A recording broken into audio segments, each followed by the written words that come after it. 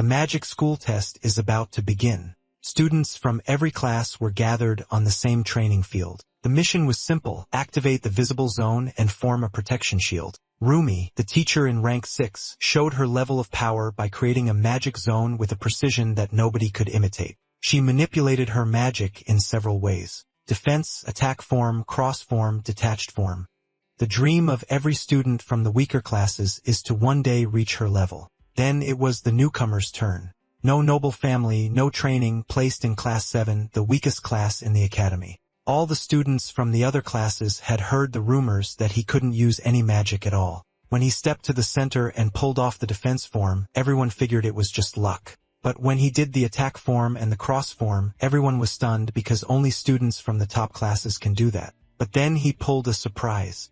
He tried to pull off a form that only CES class students can do, and everyone around him couldn't believe he was actually attempting the zone of deviate form.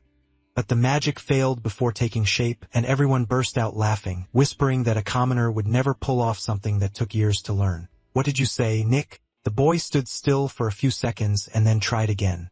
This time, the energy grew so fast that it exploded in a way nobody expected. On the first day of training, the boy formed a shield with 144 faces, a structure that advanced students spent months trying to create. Everyone started wondering who this boy was and if he was really a commoner, but what they didn't know is that he wasn't born into a commoner family. He had just been raised as one, because when he was still a baby, he was abandoned in a barn where a man found him and raised him as his own son. That child grew up with the name Arian Sharon, and he had only one dream: to learn magic. His father, Arian Vincent, one day took him for the first time to the city of Tormia Crius. While his father handled business, Sharon went to a bookstore to try reading a magic book, but the shopkeeper threw him out the moment she realized he was a commoner. Everywhere he went, he was chased down and kicked out of the city.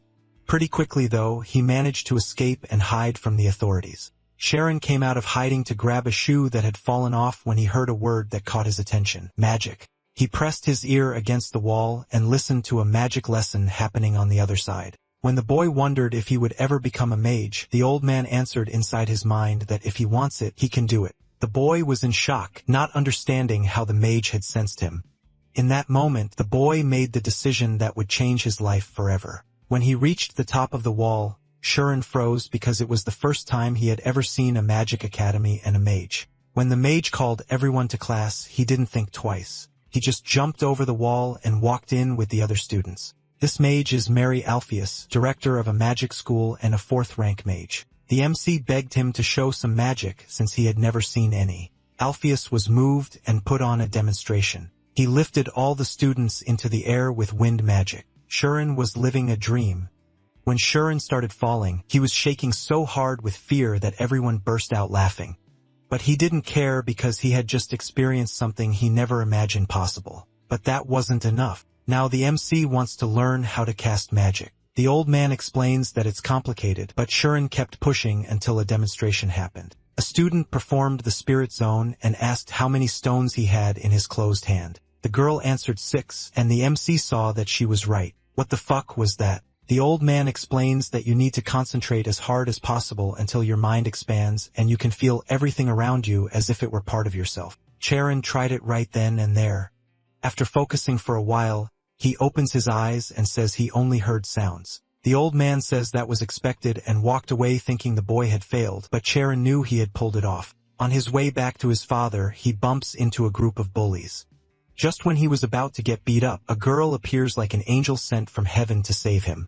But what he didn't expect is that this girl was worse than those bullies and left him getting beaten up anyway. After being used as a punching bag, this little devil of a girl walked up to him and said she was going to use him as a slave. While everyone was laughing, the MC was terrified. No. God, please. No. It was in that moment that everything in his mind and everything around him started to freeze as if it had come alive. Shireen entered the spirit zone by accident, and suddenly the memory of the teacher's demonstration replayed inside his head.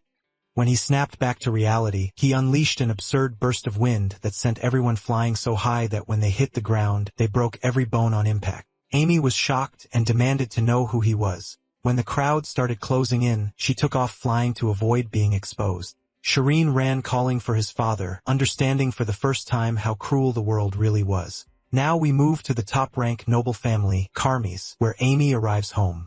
She tells her father that a boy beat them. He barely reacts, saying she was only hurt because she probably skipped class again. Amy shrugs it off. She says she already learned everything they teach, and now she's bored. Her father asks when she plans to grow up because, genius or not, she's still too careless. Amy heads upstairs in a foul mood, but his warning that one day someone will stab her in the back stays with her. After a moment, she turns and asks if he knows anyone at the magic school. If he does, she wants an introduction. Winter comes and we return to our hero's home. His father asks where he is, and his mother says their son went into the woods to cut trees. That shocks him. It's still snowing hard, so his father goes into the forest to find him. As he walks, he remembers the spring day he first brought Chiron into these woods. Back then, he nearly lost him, and even then, he felt something strange was going on. Now our hero stands before a tree, axe in hand. It looks like he's just chopping wood, but he's really trying to repeat the magic he used that day, the power he could only bring out by accident. He can't look into the past with clairvoyance because he knows too little about magic, but he can still enter the spirit zone. In that state, he can sense everything around him, touch, shape, smell. One glance at a tree tells him almost everything about it. Then he notices a strange glow inside it, though he doesn't know what it means. Still, he swings at that glowing point. He was just following the feeling. But the moment the axe landed, he understood. He could drop a tree in one strike. That had to be magic. His father, watching from behind another tree, had no idea what he had just seen. To him, it was like a bolt of lightning. Our hero thought he'd only gotten lucky, like that earlier day when he somehow landed the perfect hit. But then he understood it wasn't luck at all. It was about finding the exact point, so he kept practicing day after day. He repeated it again and again, waiting for that moment to come back. 3 years pass, and by fall, our hero has grown up. Now he knows you don't truly see with your eyes. You feel. He can cut down a tree with one clean blow. After meditating, he almost forgets to go home even though 5 hours have passed. Everything around him makes him feel like he's become part of nature. He senses the grove, the worms moving, the roots drinking water. He can hear it all so deeply that 5 hours vanish. Then he remembers the old man's words. If he could do this, he would surely see another world. On that thought, he heads home. Outside the house, he finds a carriage and white horses, so he guesses guests have arrived. Inside, he sees his parents with the butler and chief servant of the Ogent family. The man introduces himself as Tom. Our hero can't understand why a noble servant is here. Tom starts checking him at once and asks several questions like whether he can read and how old he is. After that, Tom says he's a very promising case, especially because he can read. That's unusual for a lumberjack's son, and he's also very polite. So Tom asks if he'd like to work for the family. Our hero is about to refuse, but Tom quickly explains they need someone in the library, mainly to make sure no books are taken out. The job will last 2 years. Hoarders handle the heavy lifting, while our hero and the butler sort the books. Our hero is drawn in right away. The library could hold the high-level knowledge a future magician needs, but this work must stay secret between him and his family. No book can leave the room, and no one can even know one was removed. If that happens, he and his family will die. He finally understands his parents' faces. The pay is good, but the job puts all their lives at risk. Tom says money impossible to earn through normal labor, so he tells Vincent to send his son somewhere better. But Vincent says he listened because he wants his son to have a chance at his dreams. Tom laughs, asking if he really believes that. More likely, he just wants the money. Vincent pushes back. Tom can see the boy reads well, but still doesn't believe he can truly handle the work. Then he asks Vincent why he kept lying to his son if he really wanted to help him. That brings up the father's memories. He remembers his wife teaching their son a few words as a game. By 6, the boy could already read. He even looked like an aristocrat, but what stood out most was his sharp mind. Vincent often wondered if noble blood ran through him. He kept thinking that if the boy had been born to a noble house, he might have gone far, but they were poor and Vincent was just a lumberjack. Once the boy started following the same hard path as him, Vincent became afraid. He'd raised him to live the life of a woodcutter. Then Vincent drops to his knees before the butler and begs him to hire his son, saying the boy is smart and can read. Vincent says he isn't asking for a single coin. He just wants his son taken from this life even though he doesn't know what will happen next. Tom fixes his hat and says that since no one else will offer such a place, there isn't much to discuss. Then our hero speaks up and says he'll do it. Tom is stunned, and Chiron's father immediately objects. Tom asks if he's serious and reminds him again. If even one rumor spreads, he and his family will lose their heads. Our hero says that's fine. He wants this himself and he won't blame anyone if things go wrong. Tom smiles, clearly not expecting that from a commoner. He says he'll return in 1 week, and until then, the boy can still change his mind. But once he enters the estate, he won't be allowed to leave until the job is done. Vincent shouts, asking why he agreed. He thought nobles only wanted people to throw away. Blaming himself, he says he'll take responsibility and refuse for him. Instead, our hero starts crying and smiling because to him, this is the greatest gift his father could have given. He hugs his father. The two of them cry together, though Vincent's tears come from fear, not joy. Soon, his father says he'll stay and protect their mother. That's his duty as head of the family. He tells his son to come back as soon as he can because they still need him. At that moment, Vincent wonders if he's finally done something right as a father. A week later, a carriage arrives to take our hero away. At the same time, his father signs the contract handing him over for the job. The moment he signs, they snatch the paper away and rush our hero into the carriage. The door shuts and the coachman starts talking. With his sharp awareness, our hero can still sense his parents standing there crying. He reaches out toward them, but he knows he can't waver now. This is his one chance, and it could save him or destroy him. He has no idea whether he can survive 2 years among people with that much power. Then we learn about the kingdom of Tormia, where the Ogent family stands at the top, a warrior house that has produced royal swordsmen since ancient times. The former family head is a general and a third-rank state swordsman. The current head, Ogent Bishop, is 4th rank. Put simply, this family runs the city. On the way, the coachman pointed out the Ogent estate and its famous main road. Once our hero stepped out, he was asked if he was scared. People called this family monsters. As he followed the path inside, it finally started to feel real. He was standing before the Ogent family 2nd-ranked nobles. This area held the butler's workspaces, their living quarters, and the room where our hero would stay. Then the butler we already know met him and started showing him around. The first stop was the library. Our hero could barely look away. The butler explained that every book here would eventually be moved to the sacred library. Until then, our hero's job was to sort them. Each week he'd get a list, find those books, and gather them in one place. He would work from 9 to 6, but even after hours, he wasn't allowed to leave the estate without permission. After handing him a form, the butler said the head butler would explain the house rules and asked if he had any questions. After hearing everything Timurin had arranged, our hero knew this chance was worth risking his life for. He only had one question. When could he begin? The answer was obvious. Tomorrow. By the next day, our hero was already in a butler uniform, learning that the books had to be sorted by author. The sorting standards had to stay consistent too.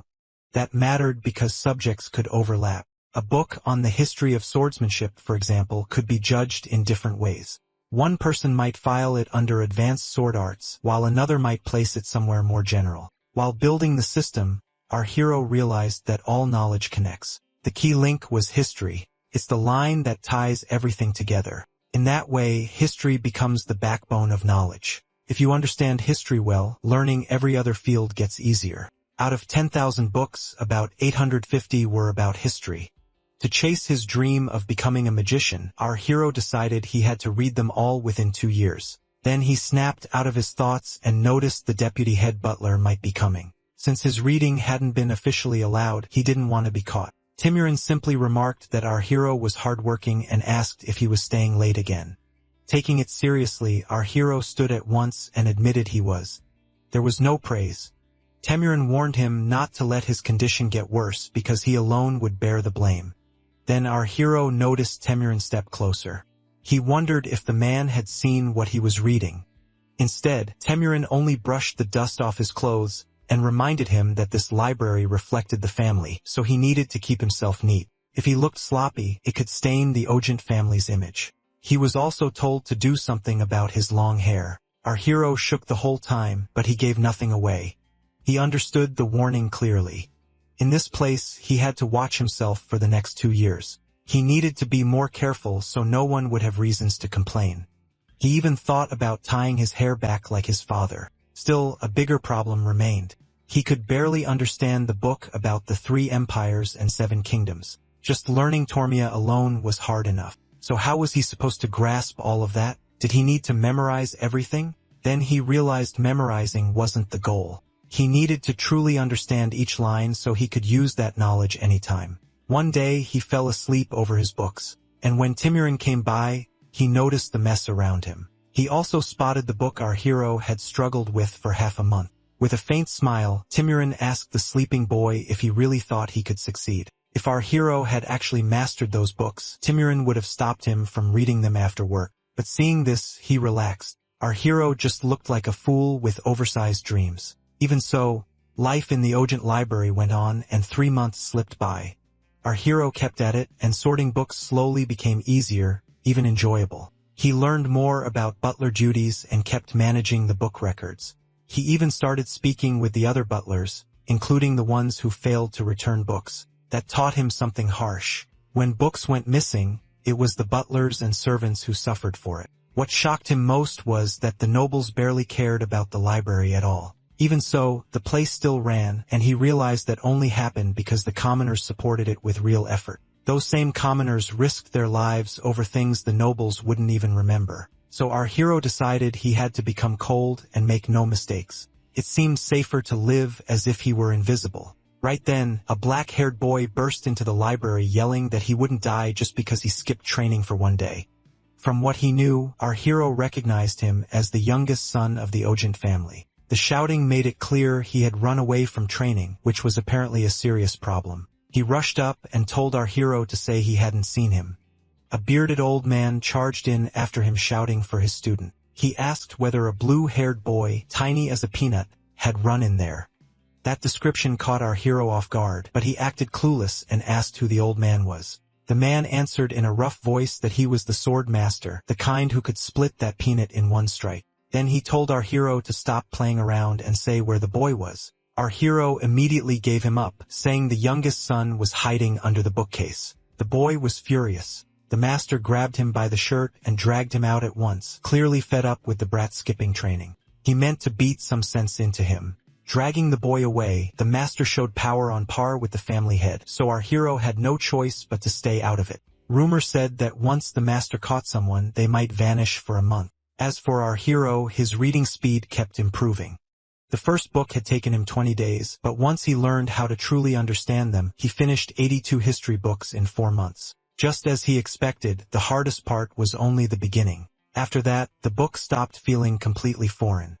Once he built a solid base, the rest became much easier. After a couple 100 books, the remaining 650 no longer seemed impossible. And the more he read about magicians in history, the more sure he became.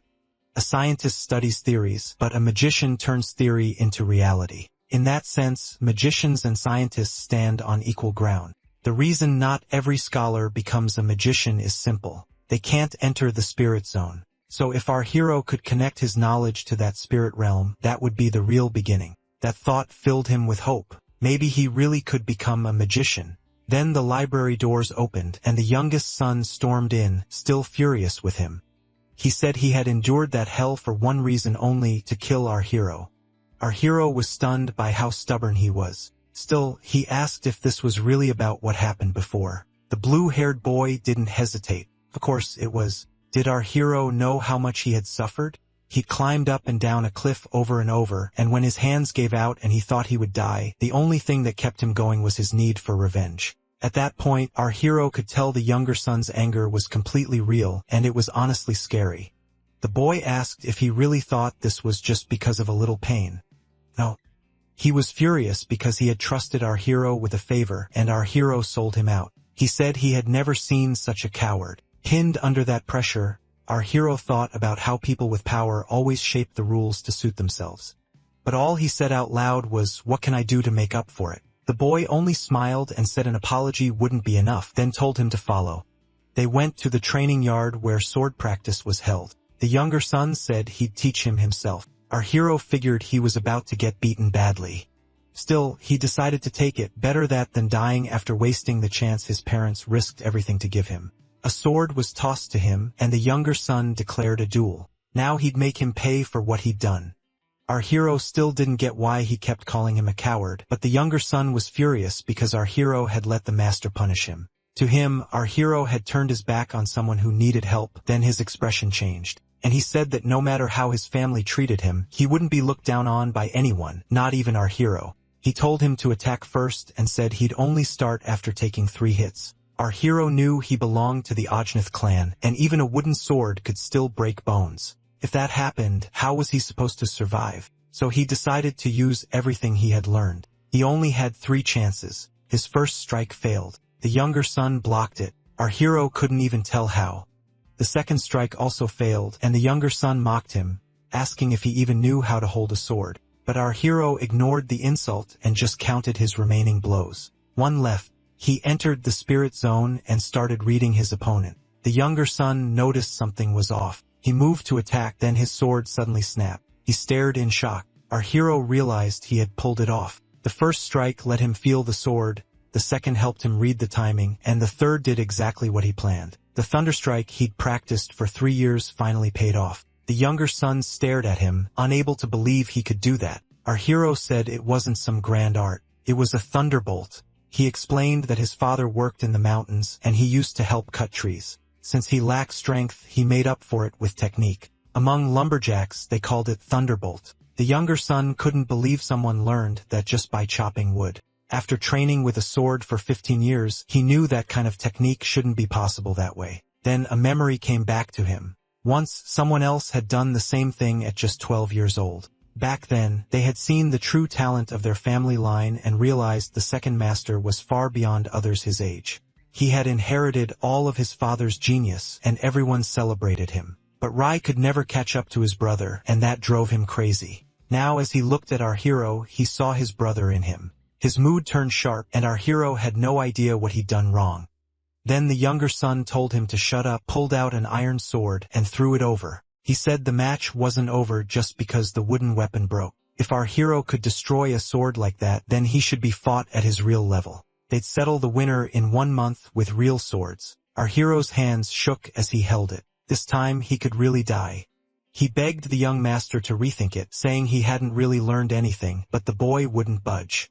That was exactly why he was giving him a month. If he was skilled enough to master that technique, then he could figure out the rest. One more thing, he wasn't allowed to run because the younger son had to beat him himself. Back at his books, our hero felt miserable after learning something important about the Ajnath family. The family head had black hair, and so did the eldest son. That eldest son was a 6th-ranked state swordsman. The eldest daughter had blue hair and great talent too, but she chose music and became a pianist in the kingdom. The second son, Rai, also had black hair and was called a genius. So unlike his top-ranked brothers, Rai was seen as lacking. Even with a personal mentor, everyone knew it, and that made our hero feel even worse. He had already suffered enough beatings, and now he had gone and hit the pride of someone who'd spent his whole life being compared to his brothers. He thought if this had been about books, he wouldn't be facing death. Still, there was no time to sulk. He had to think, especially if he still wanted to become a mage. He'd grown up in the mountains, so he trusted his endurance. If he could at least learn some way to defend himself, he might survive. So he decided to do everything he could. At the same time, Rai kept training and finished his 100th lap. His coach was impressed. The time was even better than before. He asked if something had happened to make him work this hard. Rai snapped back, asking if this even counted as training. He was still standing, so he wanted something harsher. The old man could tell something was wrong. At first, he guessed it was about Rai's older brother, but whatever the reason, he only said one thing. If Rai died, it wouldn't be his fault. What he brought out was a diagram Rai had studied for a long time. It explained the spirit zone used by magicians. But this other diagram belonged to swordsmen. Everyone understands their own body, yet a scheme is like the body pushed to its limit. It said masters of it can use every part of themselves perfectly, the complete opposite of a spirit zone. Should he try it? First, he decided to focus on feeling his own body. Still, he thought training in a scheme the exact opposite of the spirit zone might not work for him. He even remembered the girl he met 3 years ago. She seemed to use a scheme too, which was shocking at her age. Even so, our hero decided to practice sword moves with the spirit zone as his base. He began with cuts from 8 directions. At the same time, Rai trained in a rage because he still didn't have a scheme, and his teacher watched in alarm, worried about him. Finally, he stopped Rai's sword and said training was over for the day.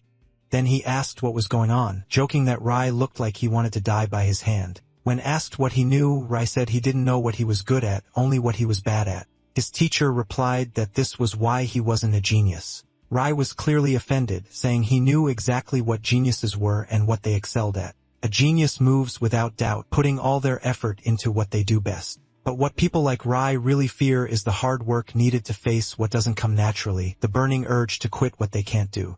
That, the teacher said, is the natural enemy of genius. Bray smiled, surprised by the idea. He admitted it was the best comfort anyone had given him, but he still wasn't giving up. If he couldn't get that power at first, then he'd win through effort. Swordsmanship, in the end, is the art of killing with movement. And because of that, it depends just as much on reading how a living enemy will act. So our hero trained by imagining an opponent. It looked like an enemy could strike in all kinds of ways, but most attacks really came from just 8 directions. That meant he only had to master cutting and blocking from those 8 angles, and he spent the whole month doing exactly that. He practiced them day after day.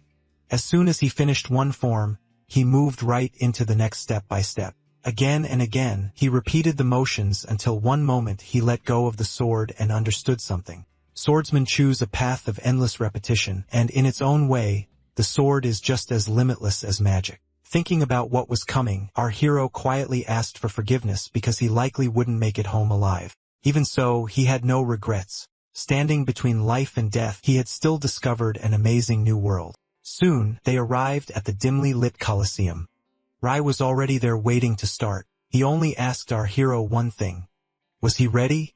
What bothered Rai most was how much our hero had changed in just 1 month. His whole presence was different. Rai had to admit that last time. Our hero barely knew how to hold a sword, and now he stood there calm, gripping a real blade before a fight to the death. Ryan got even more worked up and wondered if our hero had the same talent as his genius brother, but he pushed that thought aside and attacked, sure there was no way he could lose. Watching Ryan come in, our hero knew right away the gap between them was real. Even so, he could sense something most people couldn't. He could see the path of the sword itself. Ryan was shocked that his opponent could read his blade at all, and even more shocked that he wasn't scared. Still, our hero kept telling himself that even if he couldn't erase his fear of death, that fear came from a future that hadn't happened yet. If you stop thinking about the next moment, anyone can leap off a cliff. This wasn't just about being ready to die. Our hero was forcing all the fear and rage inside him under control. Ryan's eyes lit up. He wasn't afraid of death either, and he charged straight in. Our hero saw it coming and blocked the strike from the right. Ryan expected that much, but he believed some walls couldn't be beaten with tricks alone. So he pressed harder, swinging again and again with brutal speed and power. Our hero realized his synesthesia let him read the sword, but not fast enough for this. Then Ryan landed a hit on our hero's chest, and blood spread across his clothes. A strange light flashed in his eyes because he knew the next strike was already coming. He flipped away to dodge it and barely made it. Our hero couldn't figure out what he was doing wrong, while Ryan started to smell victory. Seeing our hero so lost, he asked if he finally understood how weak he was. Ogwin's sword style was made for training with a great sword, so there was no way he could handle Ryan's heavy blows. Ryan had trained every gift, he had even to the point of breaking his bones just to gain enough power to tear our hero apart. But to our hero, the fight only felt stranger. If that last slash had really been meant to finish him, Ryan should have followed through from below and cut into his side. Instead, his swings were too wide. That made our hero realize Ryan wasn't good at everything and didn't understand the sword as deeply as he thought. Ryan relied on techniques but lacked the insight to use them well. Once our hero saw that, he knew Ryan's real combat level was lower than it looked. So our hero rushed forward again, now knowing he had to change tactics. This time, he took the offensive. Ryan never saw that coming. He couldn't believe our hero was forcing his way toward him. Without noticing it, Ryan had backed him into a corner, yet simple attacks were suddenly hard to block. Our hero noticed Ryan's stamina was almost gone, so he kept a steady rhythm and saved his own strength. Ryan snapped. In front of him stood what felt like another copy of his genius brother, and old memories came rushing back. He remembered that twisted smirk, like he was being told not even to look up at someone so far above him. Furious, Ryan shouted that he would become the greatest swordsman in the world. Then he lunged again, and our hero couldn't tell what he was doing. Was he not thinking at all? But when he looked closer, Brian's blade had become unreadable, too fast and too wild to follow. Now there were countless possible attacks in front of him. The next strike came so suddenly, our hero only caught it at the last instant. The impact was so hard that a sword flew from someone's hand. But it wasn't our hero's sword. It was Ryan's, and he couldn't believe it. At the very last moment, our hero changed his grip and knocked the blow away. Ryan stared in shock with only one thought left. What exactly is this guy? Our hero was just as stunned. He could hardly believe he'd won such a brutal fight, but winning brought a new problem. This was still a duel with an aristocrat, and after hurting Ryan's pride again, anything could happen. Our hero kept his sword pointed at Ryan, while Ryan hit his own head and muttered that he'd lost again. Then he told our hero to kill him. He wouldn't complain. Our hero asked if he was serious. When Ryan tried to speak, our hero cut him off and asked if he really thought he'd survive after killing someone of Ryan's status. Ryan started to say they had both risked their lives, but our hero shouted back that Ryan chose that risk. He was only trying to survive, and this whole duel had been stupid from the start. Somehow, the blame had been pushed onto our hero from the beginning just because he didn't want to train. Ryan asked if our hero was saying he had betrayed him instead of showing respect. Our hero had a sharp answer. He said Ryan should think about the position he'd put him in. Caught between the youngest son and the fencing teacher, any honorable man would have never forced a butler into that. He drove it home by asking if Ryan had ever stopped to think how proudly he had stood against his own teacher. Only then did Ryan see how it looked from the outside and realized he had acted like a complete jerk. Right after that, our hero collapsed from pure exhaustion, nearly dead on his feet. Ryan just stared, confused. Weren't fighters supposed to trade respectful words after a duel? Instead of the cold warrior he just faced, he now saw a weak boy who could barely stand. Ryan still believed he was a genius, but unlike his brother, he hadn't mocked him. He had faced him head-on with everything he had. After a pause, Ryan finally asked his name. Our hero wiped away sweat and said his name was Chiron. Ryan introduced himself too. Then Ryan held out his hand and asked if they could be friends. Back in the library, the head butler, Ungvo, told our hero he had sorted over 7,000 out of 10,000 books. He also praised him for doing so well in his first year. A full year had passed since our hero started working in the Great Ogun Library. With fewer books left to sort, his speed had gone up too. Now he only had 200 books left out of his goal of 850. And since he could read more than 3 a day, the knowledge he wanted was finally close.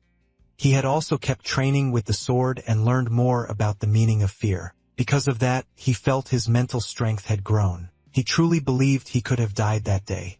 It was hard at first, but by refusing to quit, he kept moving toward his goal. Another big change was Ryan becoming his friend and hanging around the library. He stared at the shelves in shock, wondering if his family really owned all these books, and if they had actually read them.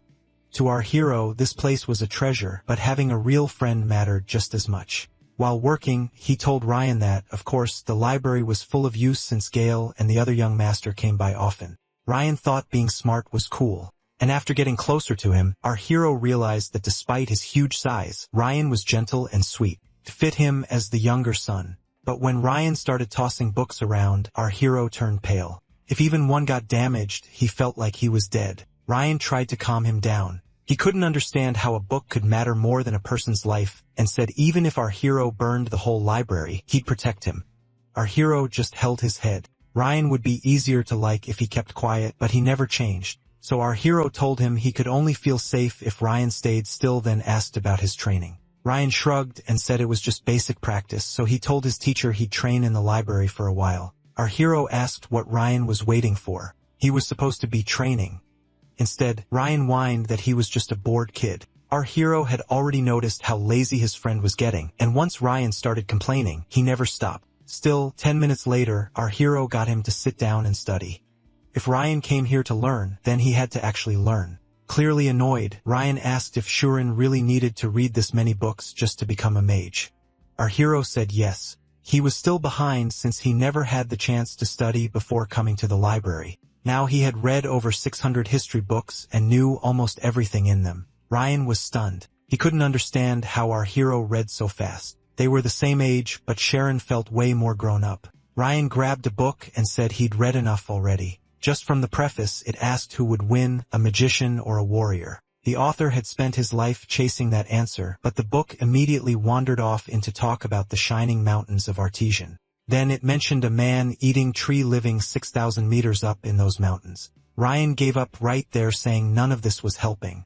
Our hero snapped and asked why he stopped. He tried to make Ryan keep reading, but Ryan complained the book didn't even have sword pictures. Our hero insisted he couldn't judge it after one page and pushed him to keep going. Ryan still didn't care. To him, no sane person would even set up a fight like that. Then Ryan's older brother walked in and casually said the swordsman would obviously win. Our hero quickly bowed to greet the young master while Ryan frowned and asked how he knew that. Our hero froze, wondering if his brother had heard everything. They all tensed up because if a servant was caught speaking too freely with a noble son, punishment could follow. Ryan pressed him anyway, asking why he sounded so certain. Was it just because he was a swordsman too? Ryan said certain was too strong, but anyone could see it from the way archers and mages stood on the continent. Ryan kept arguing. If they were talking about a real duel, did rank on a battlefield matter at all? Ignoring his brother's attitude, Ryan turned to our hero and asked what he thought. That caught our hero completely off guard. He barely understood what was being asked, and with so much running through his head, it was even harder to answer. Still, he knew he just had to respond clearly. He said that if a swordsman and a magician were evenly matched, beating a mage in a state of mind would be very hard. But if the swordsman could strike with full power before the spell was finished, things might change. Ryan cut in with a smug grin and said he was wrong. The swordsman would win. No question. Our hero was shocked, but Ryan already understood his brother was pushing the same idea. Ever since childhood, Ryan's brother loved stepping on whatever mattered to someone he disliked. He went on saying our hero liked history, so he must have heard of the armor of the 5 gods. Our hero stayed quiet, and Ryan asked if that was the artifact that breaks a mage's state of mind. Our hero pictured it at once. A mage's natural gift is that state of mind, and fighting one in it is like trying to battle sharks in the deep sea. But if something could remove the water, the sharks would lose their edge. Anti-magic did that to mages. If the state of mind couldn't reach that armor, then magic couldn't either. How could any mage fight someone wearing such an artifact? Still, anti-magic was mostly theory since it was made from dragon heart mana and cost a fortune.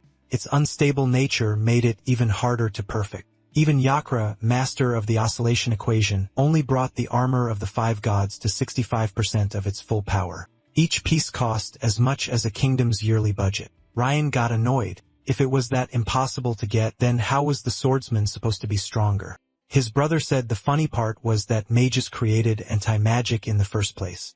Ryan couldn't understand why they would make something like that. With a proud smirk, Ryan explained it was simple. There was huge demand, and selling it made mages rich, so no one needed to buy some priceless legendary armor. He looked around and asked if they understood now. In his view, mages were just pathetic people selling their own kind's weakness for money. Ryan was about to argue, but our hero lit up and said that was exactly what made magicians great. Ryan stared at him and asked what he just said. Our hero didn't back down. Anti-magic, he explained, was made by mages to limit magic in places where it wasn't allowed. It was also used well as protection in magic schools. Yes, could be turned against mages, but that didn't lower its worth. It was still a gift of knowledge made for the good of everyone. So from that alone, he said, you couldn't claim a swordsman was stronger than a wizard. Ryan's brother was irritated, especially because his little brother was still laughing. He spun around and said ideals and reality were different. In real combat, a magician still couldn't beat a swordsman. He said it only because he refused to lose. And after he left, Ryan and our hero burst out laughing. Our hero joked that during that whole talk, he honestly thought he might die. Ryan was thrilled. Chiron had made his brother look worse than anyone ever had. He laughed and said if our hero's tongue were a blade, he'd be the best swordsman alive. For Ryan, the whole thing felt refreshing. Maybe ideas and reality were different, like his brother said, but a curious mind keeps going even when it has to test its own weak spots. Could that kind of intelligence really exist to bring peace to the world? 6 months passed after that. Then the head butler said the work had finished much faster than expected. The library had been sorted 6 months ahead of schedule, and even books ignored for 20 years were now perfectly organized. Another butler asked if Timurin regretted letting such a good worker go. Maybe they could have found some excuse to extend his contract, but Timurin brushed that off as nonsense. Even so, he thought about our hero sitting in the library and realized it's easy to close a book, but much harder after reading hundreds of pages. Our hero's dream had finally come true, but he barely had time to enjoy it. Ryan burst in and asked if he was done and ready to leave. Then he saw the answer for himself. Our hero had truly finished every book. Our hero said there was nothing left to read. Ryan could hardly believe it. He thought nobody on Earth could shock him anymore, yet our hero still did. Ryan rushed over and hugged him in excitement, even if it made our hero awkward. Still, both of them were happy, and our hero suggested they finally go play together. Ryan had hidden their friendship for a long time, and that had bothered him. Hearing our hero say it out loud meant a lot. Our hero hadn't realized Ryan cared that much, and he felt sorry too. Most of their time together had been in the library, so he was really curious about how Ryan lived outside it. Ryan excitedly said he could show him everything now, especially since the whole family was away today. When our hero stepped outside, he was intimidated by the huge mansion and couldn't believe he was really allowed to go in through the main gate. Ryan told him not to worry. His family wouldn't be back until evening. Inside, the mansion was so quiet it felt empty, and even one room seemed as big as his whole house. He still had a hard time believing Ryan came from a family this rich. Ryan's room was at the end of the hall, and it was the smallest one there, more like a plain little training room than a noble's bedroom. The two spent their last bit of free time playing cards together. Ryan hated losing and started to wonder if our hero was using his special state of mind to cheat, but our hero explained it was simpler than that. Ryan always gave himself away. Whenever he drew an ace, he pushed the card forward a little, and his face made it obvious when he had a pair. When Ryan asked how he noticed so much, our hero said observation works best when you don't lock onto one thing. If you watch the whole person instead of one move, you can guess what comes next. Ryan's head felt ready to burst from all that information and from losing again. He wondered if awakening his own scheme would help.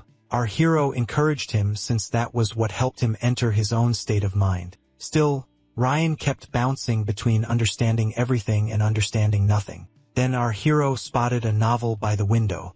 He wanted to read it, especially after spending so long stuck with plain history books. But when he turned back, Ryan was already asleep at the table. He must have been exhausted. Our hero checked the time and wondered when the family would return. Then he heard a piano.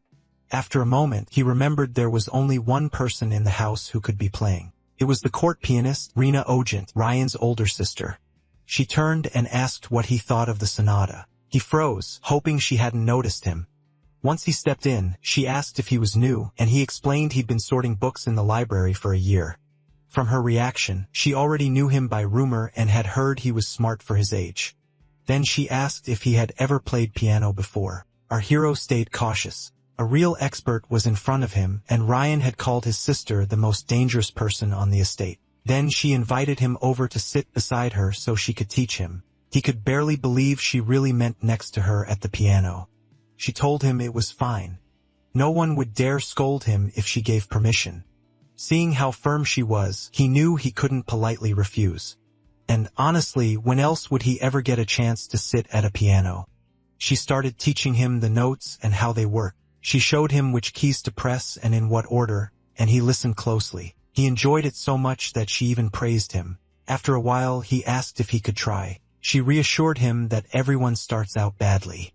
But the second he touched the keys, she realized his hand position was completely wrong. Even so, he played with total confidence. She almost stopped him, thinking he was doing everything incorrectly. Then she hesitated because despite all that, the melody sounded nearly right, like he was copying her whole performance by ear. Our hero was using his zone, and with each note, he adjusted and got better. She couldn't make sense of it. This wasn't normal practice at all. Somehow, he grasped the whole idea almost instantly. She even started wondering why someone like him was working as a butler in the first place. Noticing the way she looked at him, our hero stopped at once. He thought he had gone too far. Right then, a voice behind him yelled for her to stop playing. The speaker was annoyed. He had only just managed to fall asleep, and she started playing the moment she got back. Our hero turned and saw his friend, Chiron, who immediately asked what he was doing there. His sister looked surprised that they knew each other. Our hero wanted to deny it or at least avoid the topic, but Rian cut in and openly called him his friend. Our hero had tried to keep that hidden, yet Rian brushed it off and said even if his sister was a wicked witch, she wouldn't care about something like that. Our hero couldn't understand how she could not care. Then she stepped in and calmly said there was nothing wrong with it. If her brother called him a friend, then that was enough for her. She added that her brother might be pitiful, but he takes responsibility for his words. Then she asked our hero what he had been thinking about while playing. Her question caught him completely off guard. Everything he thought he understood about nobles for the last 16 years was falling apart. She didn't mind her brother being friends with a peasant, and that shocked him so much that he asked Rian why he had called her a nasty witch when she seemed kind and beautiful. Rian instantly broke into a cold sweat and looked like he was staring at a monster ready to swallow someone whole. Still smiling sweetly, the older sister said her little brother was a bit hopeless, so she was glad he had a friend like our hero.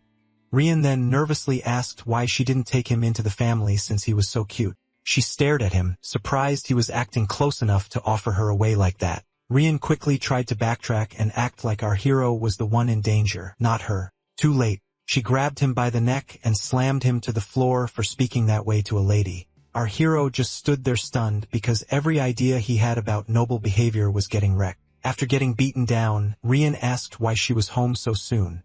She asked if he knew Paradise was being certified today. She had come to pick him up and they were leaving tomorrow. Their grandfather would arrive later to see him too.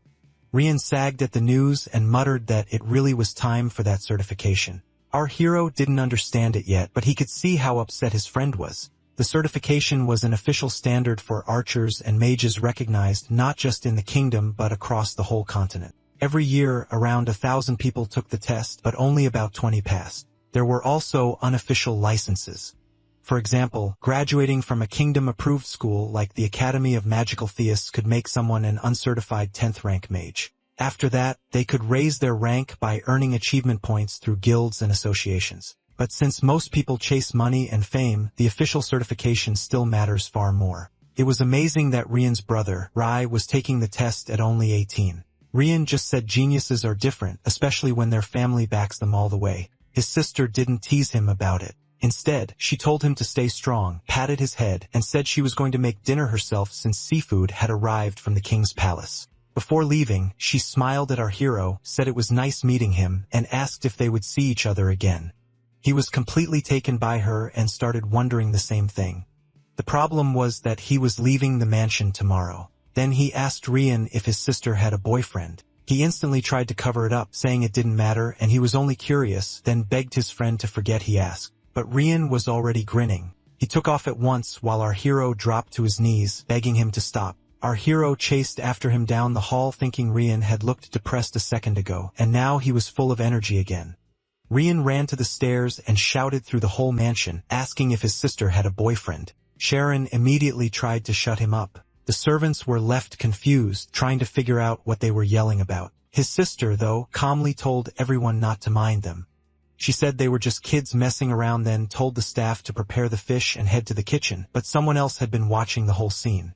A strange man asked whether Rian had any guests scheduled and who the young boy was. He was told no visit had been planned, which made it even stranger. The chief butler said he remembered the boy, and Timurin ordered that he be brought to the office. Later, Rian was out in the woods training. He said he'd only practice for 10 minutes. His teacher was glad to see him training again, especially after such a long break. The last time, Rian had lost interest almost right away. The teacher guessed that if Rian got into the palace, his attitude towards studying would change. The only real issue was his scheme.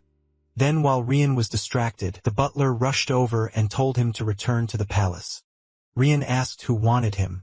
If it was his sister, she could do whatever she wanted, but the butler said his sister sent him with urgent news. His temporary butler, Cheyenne, was in danger. He might be killed. Rian nearly choked on his water. He couldn't understand it. Chiron was supposed to leave today. The young butler only knew that Chief Butler Lewis had sent a report to the family head, and the mistress said it all had to do with rain. Chiron changed clothes right away and prepared to head back to the mansion. His master stopped Rain and asked what was serious enough to make him rush off like that. Rian didn't hide anything. He said his friend, Chiron, the butler, had likely been discovered by his father. He told his teacher his father might forgive it if someone spoke for him and promised to come back and keep training later. His master refused. By then, Shirin was already in the hall, kneeling before the head of the family, who declared that he would be executed. No one there understood how things had gone this far. Still, Timurin pitied him. He should have known there was a line he could never cross. His sister tried to speak, but their father shut her down. Too many servants, and even the chief butler's report said the boy had acted too freely around Rian. So the family head asked Chiron if he had read the contract. If he had, then he shouldn't object. Still, was there anything he wanted to say? Chiron lifted his head and asked one thing. If he was the young master's friend, what would happen to Rian? The servants stared at him in shock. Why wasn't he begging for mercy? Even the sister was stunned that, in a moment like this, he was worried about Rian. The chief butler hated that answer. He called Shirin a fool, like all commoners, and asked what could possibly happen to a noble for associating with him. But Shirin stayed calm. He said it plainly. Rian was his friend. They had been friends for a year, and that wouldn't change. The family head couldn't understand why he was so calm and took it as disrespect toward the Ojent family. He ordered the chief butler to deal with Shirin quietly and make sure no one else learned what happened. His daughter tried to object, but he cut her off. Shirin had confessed and the matter was settled. He made it clear that the choice was final. There was no turning back. A lot of the butlers wanted to help Shirin, but they knew they couldn't step into noble affairs. This house was their whole life, and to protect it, even small conflicts had to be removed. It may have seemed cruel now, but they believed people would one day understand the choice. Then Rian burst into the hall. He shouted that he wouldn't allow this and demanded to know who gave permission to kill his friend. The head of the family answered that he did. Rian fired back, asking what Shirin had even done. They had only just become friends. His father said death doesn't require a crime. Rian still didn't understand how harsh noble life was. While the family handled ugly matters like this, he got to enjoy the comfort of being born noble. Rian answered that privilege meant nothing if he had to throw away his friends for it. His father called him childish. Friendship with a noble, he said, is supposed to be equal. So did Rian really believe Shirin saw him as a true equal? On what basis? Plenty of people want to use nobles for their own gain. Rian was sure Shirin would never do that, so his father gave him one condition: prove that he and Shirin were really friends. Rian froze. If he failed here, it was over. He couldn't prove someone's heart by just blurting out words. If he were Chiron, maybe he could cut through his father's logic easily, but he wasn't. Then he remembered the look Chiron gave him when they fought and the lesson that the best answer sometimes comes from watching first. So Rian studied the room and started piecing everything together. In front of him wasn't just his father. This was the second-class noble, head of House Ojent of the black-haired clan, a certified fourth-class knight. That's when Rian understood this wasn't only a fight between father and son. It was a duel, and in that moment he reached for his sword. 30 minutes earlier, Rian had begged his teacher to let him go because his friend might be killed. His master asked if he meant the boy from the library. Then the teacher said the boy was only a commoner. Rian was stunned. He never expected his master to think the same way as the others. After all, they were the ones who said that crossing swords with someone could lead to real friendship. His teacher then asked what mattered most to aristocrats. The answer was simple: remove anything that harms the family's name. Did Rian really think he mattered as a friend when, in their eyes, he was worth less than a bug? His master reminded him how much pressure nobles live under and told him not to ask him to solve this problem, but Rian couldn't stand aside. He was the one who asked Chiron to be friends, and more than that, he didn't want to be a coward. His master saw how serious he was. He knew his student was honest, even naive, but feelings alone would never make him a great swordsman. That was exactly why he believed in him. So he held out his sword and told Rian to take it. He would let him go. But if Rian wasn't ready, he shouldn't take another step.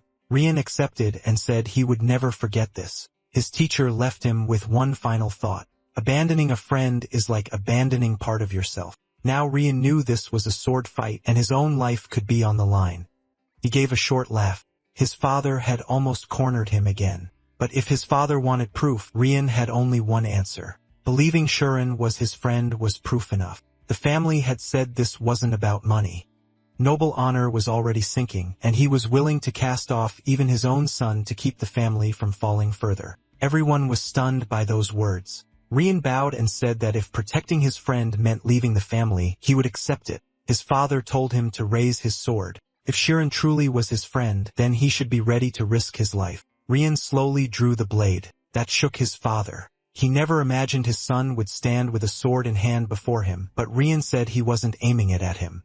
He was showing his resolve. His father still couldn't understand it. His younger son didn't even fit in with other nobles. Yet instead of staying among equals, he kept someone lower by his side as if to feel better about himself. Rian said his father was wrong again. Charon was the better person between them.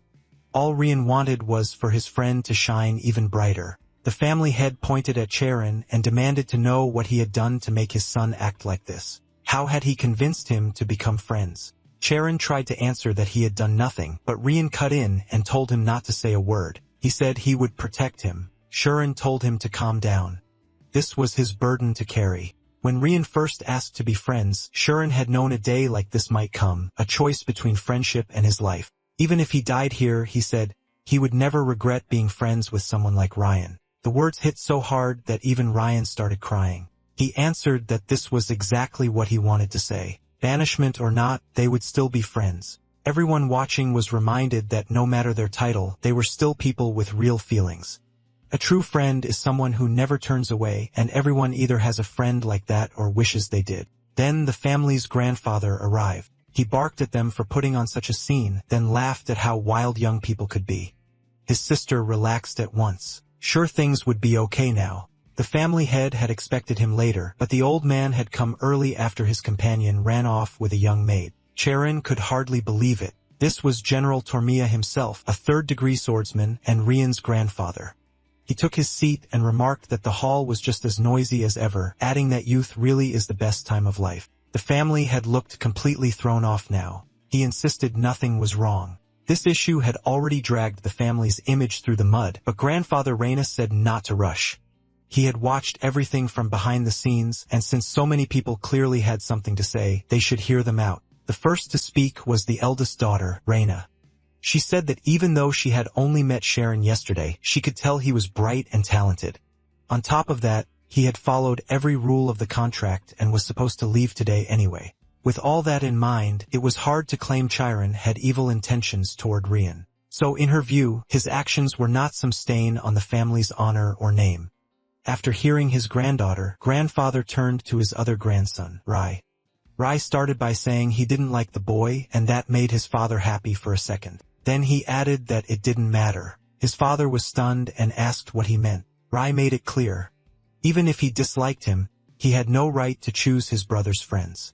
He just wanted this whole mess over with so he could finally leave for the royal palace. Grandfather heard him out, joked that this house was more fun than his own, and moved on. Next, he called on the one person who knew our hero better than most, Timurin, the deputy butler. He understood servants usually aren't allowed to share opinions, since they only carry out their master's orders.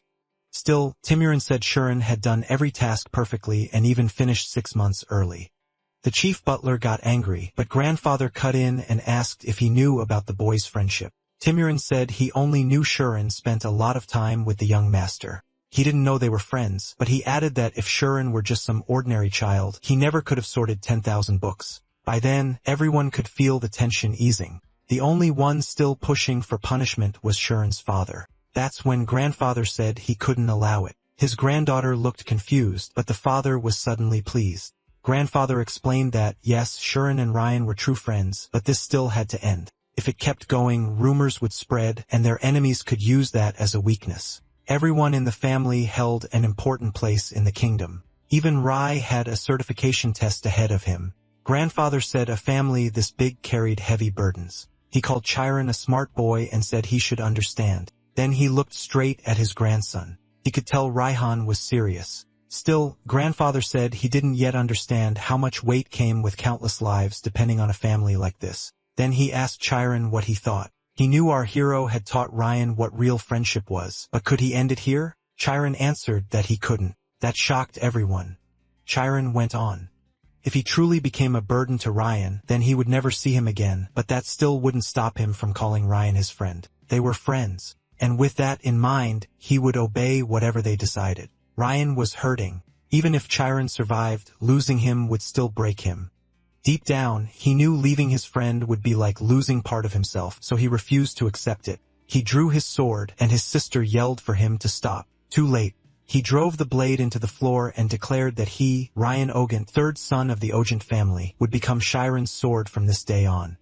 His father shouted that his son was a complete idiot. The oath of knighthood dated all the way back to the founding of the Kingdom of Tormia during an age when nations fought endlessly over land. Athalphus I, the strongest among them, united those lands and built Tormia.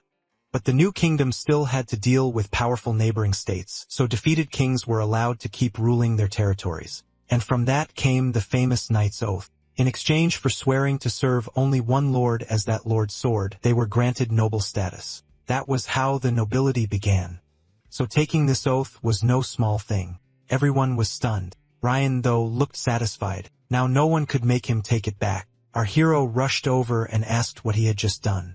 Grandfather stayed serious. If Ryan truly meant he would be Chiron's sword, then what exactly was it about our hero that inspired that kind of loyalty? What made Chiron shine so brightly in Ryan's eyes? Ryan smiled and answered that a sword doesn't judge, protects. Grandfather burst out laughing and said that maybe fools need to go that far if they want to grow. Then he smirked and added that Ryan talks big, but his sword skills are awful, so he almost felt bad for Chiron getting stuck with him. At last, Grandfather stood and said enough. What was done was done. Even if Ryan wasn't the finest sword, Grandfather said, he would never turn that blade on Chiron. He asked our hero to look after his grandson, and Chiron thanked him for accepting this. Grandfather added that now that the two were bound like this, he couldn't just let it pass. He ordered the chief butler to bring Chiron's parents to the mansion. Our hero said that really wasn't necessary. Ryan told him he hadn't done it just because they were friends. Unlike his brother, he said he knew how to recognize someone who draws people in. That was why he was willing to bet his life on a person like our hero. Sharon turned red. Those huge words again. Feeling the pressure, he muttered that Ryan would need to train a lot harder if he planned to protect him. While they were talking, Ryan's sister came in and asked if it was true her brother had lost a duel. Then she noticed him on the floor. Ryan barked at her to leave too, but our hero said she had helped them a lot this time. Ryan asked what their father and grandfather were doing now. She said things were complicated because of the Knight's Oath, and the adults were trying to figure out what to do next. Still, their father wanted to send both of them to the Kaizen Swordsmanship Academy since Ryan had already said our hero had talent with a sword. Sharon was shocked, but she said he was practically family now, and she'd already told them about his ability. It seemed the whole family wanted Sharon to outdo Ryan.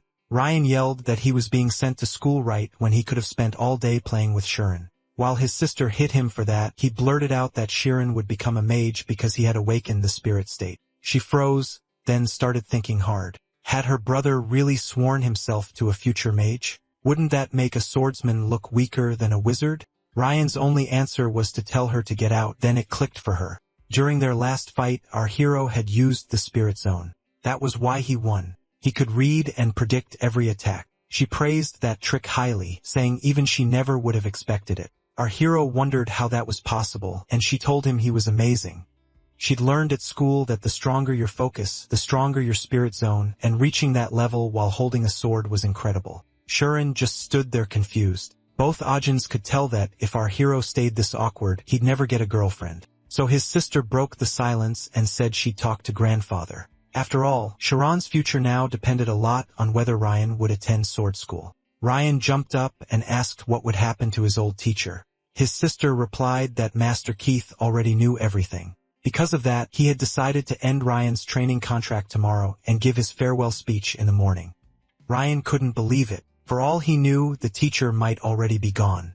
Just then, the butler entered and announced that the family had arrived and were waiting in the hall. The head of the house added that our hero could go see them now if he wanted. Sharon lit up and rushed off at once. He moved so fast, the butlers on the stairs begged him to slow down. He barely heard them and even asked them not to speak to him like some noble since he was still just a peasant. They replied that they weren't allowed to do that and could be punished for it. Sharon only smiled and said he wouldn't tell anyone.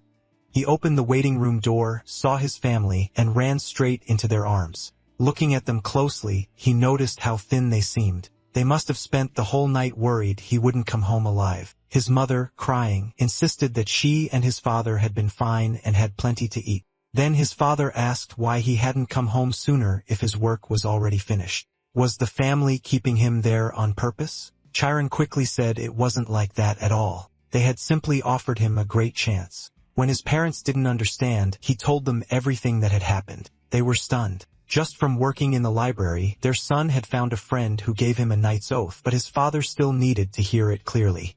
Was this really true or some kind of terrible joke? Was someone mocking them? Chiron firmly said no.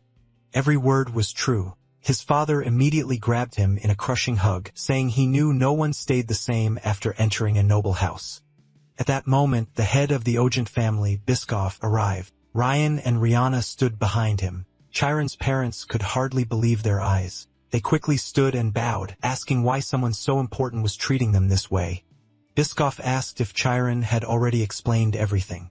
That was when his parents finally understood. Everything their son said was true. Even sitting before a table full of rich food, they were still dazed. Chiron's father didn't even know what a knight's oath really meant. Still, he couldn't believe nobles would show this much kindness to commoners, so he asked again over tea. He wanted to know if it was really true that the young lord had bowed to his son because the whole thing felt unreal. Biscoff confirmed it. He said the Ogent family follows a strict warrior code, and a knight's oath cannot be ignored. If they looked down on Sharon's family just because of class, Ryan's honor would be stained too. That's why everyone in the house would keep treating them with respect. He asked them not to feel uneasy and promised they would not turn their backs on Sharon. From the side, the grandfather muttered that he never thought he'd hear words like this from his own son. That only made Sharon respect the Ogent family more. Taking in a peasant was already a lot, but Biscoff chose honor over pride and never tried to scare anyone. Then Biscoff cut to the real point. Chiron can already use the state of the soul. He explained that this power doesn't come from effort alone. You have to be born with that gift. And since Chiron wants to become a mage, Biscoff said he would help him get an unofficial magic license as soon as possible. He even thought Ulfius Magic Academy, one of the kingdom's top 5 schools, would suit him. He hadn't expected Chiron to go that far, but with his new standing, refusing would be foolish. To meet the Ogent standards, he should attend. The grandfather, clearly tense, asked what that would mean for a lumberjack's son. The answer was simple. If he finished there, he could become a wizard. Chiron's father was stunned, but Chiron could only think about the academy. There was still one huge problem. Magic schools were for the elite. Commoners simply didn't get in. So Ryan's grandfather gave the only answer they had: adopt Chiron. His father froze, and they explained this was the only solution the family had found after discussing it together. They handed Chiron's parents a document and said a young cousin in their family had no children. If Chiron's name was added there, the issue would disappear. They also made it clear they were not trying to take him away. It would only exist on paper, but legally, that was the only way for Chiron to become a noble. His father could hardly process it. A boy from their family becoming a noble sounded impossible, yet accepting it also felt like losing their son. He looked at Chiron, silently asking what he should do, but Chiron had already made up his mind. He took his father's hand and said he could not become another man's adopted son. Hope filled his father's eyes, but Ryan's older sister tried to calm him. She said it would only be paperwork, nothing more, and Chiron could still reach his dream. Even the grandfather warned that almost no one in the world gets a chance like this, but Chiron didn't budge.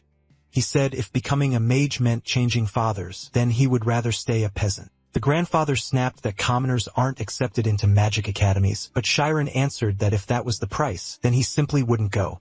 The old man rose and shouted Chiron's name, asking why he was being so stubborn when success always demands sacrifice. If he couldn't give this up, then was his dream really that important? Chiron answered that if that was true, then the dream itself didn't matter. Came from his parents. They were the roots that taught him to read, and his dream was just the fruit that grew from what they gave him, everything he had began with them.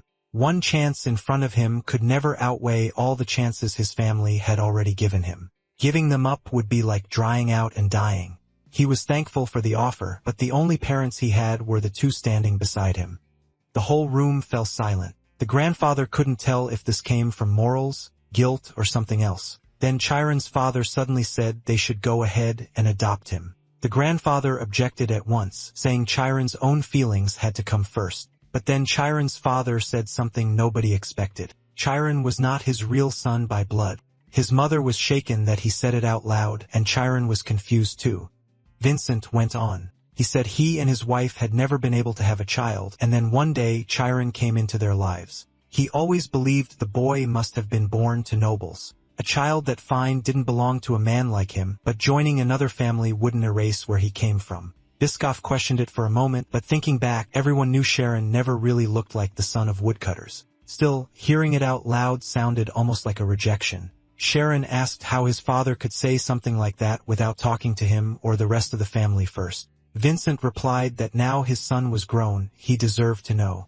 But Sharon asked if his father really thought he hadn't known. He said he never asked because that was how one person could still have two true parents, but now his father was asking him to have 6. Vincent broke down sweating and crying because he only wanted Chiron to keep chasing his dream. Chiron said he wasn't giving up on it. He just wanted his father to think about how it would feel to be abandoned by his parents twice. Vincent pulled him into a hug and begged forgiveness, swearing he would never let that happen. He promised he would never leave his son and asked Chiron to forgive such a foolish father. Everyone there understood that parents often hurt their children while trying to help them. Raising a child without support hurts parents too. After watching all this, Biscoff finally spoke.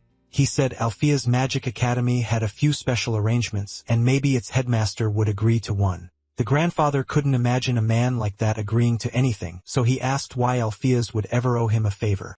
Biscoff just smiled and said that for a man who could twist even his own ears, his son was proof enough. 3 days later, while Ryan was preparing to leave for fencing school, the Ogent family let Chiron's family stay in their home for a while. Even after apologizing to Chiron, his father kept wondering how long he could keep his courage up this time. There was one good thing, though. Chiron and Ryan now had plenty of time together. But after those 3 days, Ryan still had to leave. He complained through tears about being shoved into a carriage and sent off to fencing school, wondering why he couldn't just wait and enroll later like Chiron might. Chiron reminded him they still didn't know if he would get in. He promised to write every day and said they could meet during breaks. Ryan placed a hand on his friend's shoulder and said Chiron had to become a mage because he would become the strongest knight, the sword that would protect him. He was getting carried away when his sister smacked him. She told Ryan to focus on his studies because she worried about him, then told Sharon to spend time with his family since their grandfather would handle the rest. Sharon thanked her with a bow, and she thought to herself what a strange and special child he was. At first, she had seen him like a little brother, but he was far more thoughtful than that. Even in a painful moment like this, he wouldn't betray what he believed, so she told him to keep trying. He needed to become a mage and help watch over her brother too. Then Chiron got into the carriage with his family. On the way, he was told that if he entered the Magic Academy, he would have to hide the truth from everyone. He passed that same warning on to his friend. The meeting between Rihanna Ogent and Chiron Arian, two fierce young hearts, would later be remembered as the start of an event that shook their whole world. Then the story shifts to Althea's Magic Academy.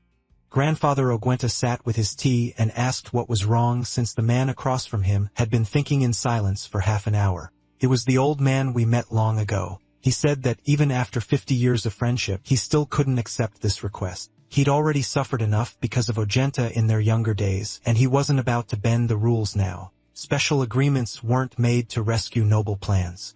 Many apply every year, and even those exceptions have strict conditions.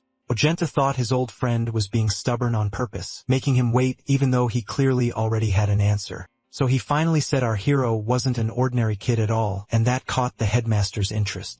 With his arms crossed, the headmaster said he hadn't asked to meet just some unusual boy. He wanted to hear about his youngest grandson's friend, a boy who must be truly special. Seeing our hero made him think of himself when he was young. Still, he asked what the issue was. If the boy was that gifted, why wasn't he applying on his own? There had to be a problem. Ogent went quiet, then admitted there was one, and it was a big one. The boy wasn't a noble. That instantly changed the headmaster's face. He stared at Ogent and asked if this was the blonde boy with blue eyes. From Ogent's point of view, all his thoughts about our hero came rushing back. He had first seen him as a clever kid who knew how to sway adults, but when Ogent offered to raise his status, the boy refused. Ogent even laughed, asking what kind of person would turn down the chance to become a noble, but the headmaster understood right away. Our hero was someone who truly grasped cause and effect. Ogent knew most people never understood that, and that was why they lost their way. New chances can come, but once someone throws away their beliefs, they can lose everything. Our hero would never abandon what he believed was right, and that reminded them of their younger days. The headmaster thought people like that are dangerous in a way. Some will praise their convictions, while others will hate them for the same reason. He fell silent for a moment, remembering the past. Then Ogal asked if that meant he still hadn't forgiven himself. He tried to comfort him too. After guiding so many talented students, wasn't it time to let that guilt go? But the headmaster said August was right even if he was arrogant. He taught children so they would never become like him. So if our hero really resembled him, there was no promise he wouldn't end up on the same terrible road. August answered that his friend Alpheus had been a once-in-a-century genius. People called him the light of the Milch family, but one wrong step nearly ruined his life. He managed to come back from it, though Ogent still couldn't believe that man had ended up as an old headmaster out here. The headmaster shot back that he never expected Ogent to start helping the heavens either, and make himself look like an official third-rate fool. He even joked that he was worried for the future of the kingdom of Tormia. The headmaster laughed, and Ogent asked if this might really be fate since even he knew the boy. After all, the child who had vanished 4 years ago had come back. The headmaster said he didn't believe in fate, but it was true that the boy's talent had been blocked by his birth and pushed onto a different path for 4 years. And now that same boy was standing right in front of him. If that wasn't fate, what was? At last, the headmaster turned to Ogant and said he would accept Sharon. Then spring came. 3 months later, now 17, our hero was getting into the carriage and saying goodbye to his family. He asked how he looked, and everyone seemed happy with him. Then his father coughed and asked if he hadn't forgotten something. Sharon, now 17, joked that he wasn't going to kiss him, but his father was serious. When Sharon still wouldn't do it, his father kissed him on the forehead and told him he'd do great. He said it because he believed in him. Sharon then asked if everything at home would really be okay since the family head had offered to find them a house in the city, but his father was proud to be a hunter and said he'd manage in the mountains. He'd already accepted that even if he refused Ogent family support, they'd force help on them anyway. Sharon had thought getting into the Magic Academy would be huge news for the whole village, but his father told no one. Sharon understood why. His father didn't want to feel like a burden. And with that, his first day at the Academy of Magic began. Getting out of the fancy carriage felt a little awkward for him, but Timurin told him they had arrived, so it was time to step out. Sharon got down and saw the obvious Academy of Magic before him. Timurin told him his own job was to cover the tuition and school supplies. Sharon's only job was to study hard. Sharon thanked him, but the butler tried to brush it off. Even so, Sharon bowed and said he had to thank him now from the bottom of his heart. He said he would never forget this kindness because Timorin had judged him worthy. Timurin replied that a peasant stays a peasant and can't rise above a noble, but not everyone even gets a chance like this. He knew that once Sharon entered the school, many nobles would look down on him. Even so, he told Sharon to stay as stubborn as he'd always been. Smiling, Timurin added that if he could endure that much, he'd make it to the end. Then he told Sharon to follow him. They still had to finish his registration. Aphiatha's Academy of Magic was known as the Cradle of Geniuses, and now our hero was about to find out who he would meet there. After helping him register, Timurin said goodbye and told Sharon to contact him if he ever needed anything. Sharon also learned that the Academy used a 10-rank class system. There were 420 students in all, with 30 in the top graduating class. Only 10 students graduated each year. Then the headmaster of Ophius called for him and asked if he was the new student. He asked whether Sharon remembered him. Sharon said he did and that he'd never forgotten their meeting or this huge chance he'd been given. The headmaster said they could talk later, but first Chiron had to take the entrance test. Chiron didn't know what kind of test he meant, but the headmaster said it wasn't hard. It would only decide which class he should enter. Then he asked if Chiron could enter the spirit zone. Chiron answered at once that he could. The headmaster looked uneasy since the boy had opened it on his own. He couldn't help thinking how different Chiron's life might have been if he'd had this chance from childhood. Still, it was late and Ophius would have to teach him the basics. Since the entrance hall would soon be full of children, bringing him in too early could hurt Chiron's reputation.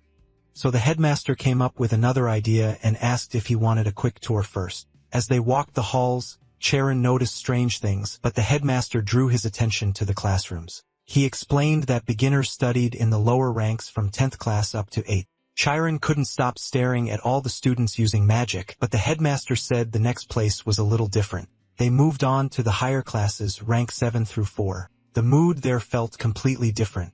The students around his age were deep and excited talks about energy and the state of their points. Shiran had no idea what they were talking about, and it scared him. It was like everyone spoke the same language except him. At one point, someone made a mistake during practice. Instead of getting upset, the headmaster smiled, pointed out where she'd gone wrong, and gave advice right away. Shiran couldn't believe it. No one was being scolded. Instead, the headmaster simply told them to try again. It all felt like a completely different world to him. Then he suddenly noticed a familiar face he hadn't expected to see there. As he kept walking through the school, he spotted a notice board.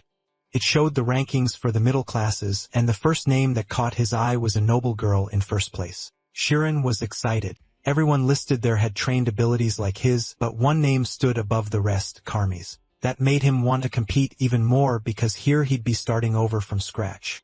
At that moment, he had only one goal, to take first place himself. Then he wondered if that top-ranked Karmi's was the same girl. One look was enough for him to realize it was the same girl who had once tried to put him in his place. He turned away, hoping she hadn't noticed him. He really wished that were true. Amy passed right by him, and her friend instantly got interested, thinking our hero was ridiculously handsome. Karmi's, though, felt like she'd seen him somewhere before. Her friend quickly teased her, asking if she was finally interested in a guy, since she normally didn't care about them at all. Karmi's denied it and said he just looked familiar, but her friend kept pushing and wanted her to admit she liked him. Karmi's was known as the most popular girl in the middle ranks. Students older than her, younger than her, and her own classmates all chased after her, and she turned them all down. She was the model student everyone looked up to, and the only one here who knew her past was our hero, and that had him sweating. Then they reached the third test area. A lot of kids were already seated, so they had clearly finished. The director told our hero to watch the student being tested ahead of him. That child stood in the center circle and was told to open his spirit zone and sense the letters on the floor. The judges asked him to describe what he felt so they could measure the strength and movement of his spirit zone. The director quietly told our hero to just answer honestly. Then they asked if he could use magic. He said he could make things float, and apparently the more you can do, the higher you score. Next, they asked for the farthest number he could sense. He answered 6, which shocked the teachers. The principal explained that this number showed the diameter of the child's spirit zone. After that, they asked what color he felt most strongly, and he said red. That made him a divergent type, meaning his spirit zone was unusually strong for his age. They kept going, asking about distance, shape, and temperature. His answers amazed the teachers, and it seemed this year's students were impressive overall. Then it was our hero's turn. The principal encouraged him not to panic and to do his best. The teachers watched him closely since he was the boy admitted through special selection. Still, many of them thought he was an odd choice because 17 was late to start. He had also come in under the Ojent family name, which made him seem even more suspicious. Most of them believed his talent had been found too late and that he'd be crushed at this school. When they asked if he could use magic, our hero admitted he couldn't. He had never learned. That immediately put one teacher on edge. Even without training, shouldn't he know at least the basics? The headmaster understood the reaction. Magic comes from knowledge shaped in the mind, and noble children grow up learning enough to use it naturally. Our hero never had that chance. Then they told him to step into the same circle and activate his zone. The moment he did, he noticed all kinds of things that had been hidden before. They asked him for the farthest number, but he stayed quiet. Everyone assumed he was embarrassed, and even the director reminded him to be honest. They weren't comparing him to anyone, just trying to place him correctly. Our hero finally said he could sense the number, but it was so far away he couldn't read it clearly. They told him he had to say it so they could measure him, but he explained that wasn't the problem. He could feel the number, yet it kept getting bigger every second. A teacher said that could happen and told him to start with the first digits he could make out. So our hero said the row started with 314. The teacher quickly replied that no such number should appear and asked if he was sure. He was. Then the teacher realized it might be possible. In rare cases, the number starts showing pi, which happens when the zone is too large for the test scale. That meant our hero's spirit zone might be over 30 meters. Next, they asked which color he felt the strongest. Shiran answered, blue. That shocked everyone even more. Now the director finally understood why his friend had pushed so hard to get our hero admitted. At the same time, he wondered in horror if there was even a class level for talent like this. One teacher then asked how many spheres were floating around him. Our hero started to count with his eyes, then realized he could simply feel them. So he answered, 867 spheres. The principal turned pale. He understood just how dangerous this might be. Another teacher asked how cold he felt. Our hero answered right away that he was freezing. His values were far beyond normal, so they asked him to step outside calmly. The teachers needed to meet and decide where to place him along with the others who passed. But the second he left, the room exploded into discussion. None of them could process how a 17-year-old could have a spirit zone wider than 30 meters. Its size was already beyond the test's limits, and his concentration was 86.7 without any boosting skill. One teacher even compared him to a monk who had trained alone in the forest for years. Still, another teacher who disliked him argued it had to be fake. A boy who knew no magic giving those answers sounded impossible. Maybe he had just thrown out random numbers, but the purple-haired teacher shut that down. There was no reason for a student to lie in a placement test, and the teachers themselves had forgotten that pi appears as an error code. So they agreed our hero wasn't ordinary, and he clearly wasn't doing this for attention. Just then, the principal came over and asked where they should send him. One teacher said 6th grade is still theory while magic starts in 5th. Since his spirit zone was already so developed, she recommended 5th grade. This was Sina Olaffer, a certified 6th rank mage. Another mage, Ted, objected at once. He argued that our hero was still a 17-year-old who knew no magic, so placing him there would be too much for him. Oliver answered that struggling wasn't unusual. Other students did too. Ted got angry, convinced she only wanted him in 5th grade because she taught that class. The two kept arguing, so the other teachers decided to discuss it without them. They all knew our hero had talent, but he was still new, so some thought he should start all the way from 10th grade. The problem was that putting him with little kids would kill his motivation. Then an older woman suggested 7th grade. It was a higher-level class that taught Spirit Zone basics, and if he really was that gifted, he could move up fast. The principal agreed right away and decided our hero would join the 7th grade. That brings us back to how the Academy's 10-class system works. Students are split into 10 levels. The lower group covers grades 10 through 8, where they mainly train their spirit zones. The middle group is grade 7 through 4, where they learn how to use both magic and the zone. And the top group, grades 3 through 1, goes through harsh training to become professional mages. By then, our hero had already reached his new class. The teacher introduced him, and the students looked at him strangely. He was older than they expected, yet he had been placed straight into the middle ranks. Even so, our hero was happy.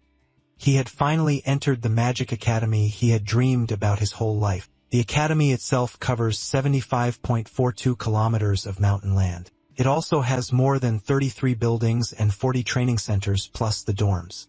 Students can only leave during vacations, but the school has everything they need. Classes end at 5 p.m., and after that they can study all night or form research groups with other students. That drive to keep learning is what made the school so prestigious, and our hero felt it was exactly what he had hoped for. The lessons were tough and demanded a huge amount of knowledge. Even nobles who had studied since childhood struggled, but our hero was ready to give it everything he had, basics of knowledge. Thanks to its history taught in order, he slowly memorized the world's accumulated knowledge. Class ended, but our hero was nervous. After lunch, he had practical spirit state training, and the schedule didn't say where, so he asked a girl if she knew where the training ground was. She looked shy, clearly surprised that Cheyenne was speaking to her, but she still answered. She said today's practice would be at the second joint training ground. When our hero asked what joint meant, she explained that all middle classes train together twice a week. She added that today was one of those combined lessons. Our hero couldn't imagine how all the middle classes could train at once, but when he got there, the place was already packed and full of energy. That was because the same red-haired girl everyone called the middle school star was there. Students kept asking Amy to sit with them, but she ignored them all. Our hero saw her pass and remembered how popular she was. He definitely didn't want to run into her. But with these joint classes happening twice a week, that would be hard. Now he could only wonder if he could fit in and stay unnoticed. Just then, a teacher arrived, Atala Romi, a 6th rank mage. She asked who was here for this kind of class for the first time, then said this would be a regular lesson from now on. She also pointed out this year's new student, our hero, and everyone turned to him. She asked him to stand and introduce himself. He got up, greeted the class, and tried to say a few more words, then he froze. He had no idea how to continue. Amy and her friend whispered that he was the guy they had seen yesterday. Amy felt she knew him from somewhere, but couldn't place it. Another student joined in, asking if they knew the new boy. They didn't, but the rumors were already spreading. His entrance exam scores were said to be unbelievable, and even the teacher seemed focused on him. Everyone started wondering what kind of family he came from. Then Amy suddenly remembered who he was, and her mood instantly dropped. The Karmi's family was known as a line of geniuses. Their special trait, the red eyes, only appears in direct airs and lets them remember certain events with perfect clarity, so ordinary studying means almost nothing to them. Amy, the youngest daughter of Karmis, was called the most gifted child in the family. She may have inherited that genius completely.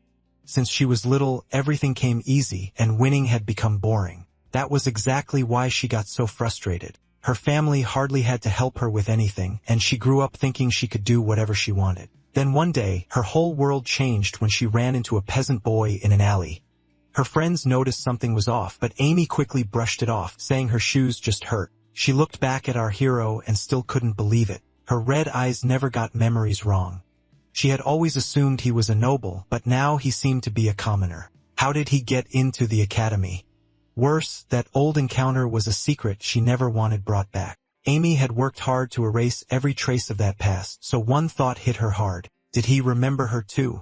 Bit by bit, the memories came rushing back along with pieces of what might happen if he started talking about the past. More than anything, she feared everyone finding out how interested she had been in him so much that she had even wanted to undress him.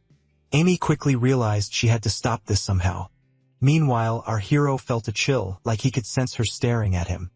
Atala moved on with the lesson, explaining that a zone reflects a magician's mental state. His basic form is a sphere because that's the easiest shape to hold in your mind. Still, that shape isn't always useful in real combat, so she decided to show them a visible zone. Our hero could now actually see the teacher's zone.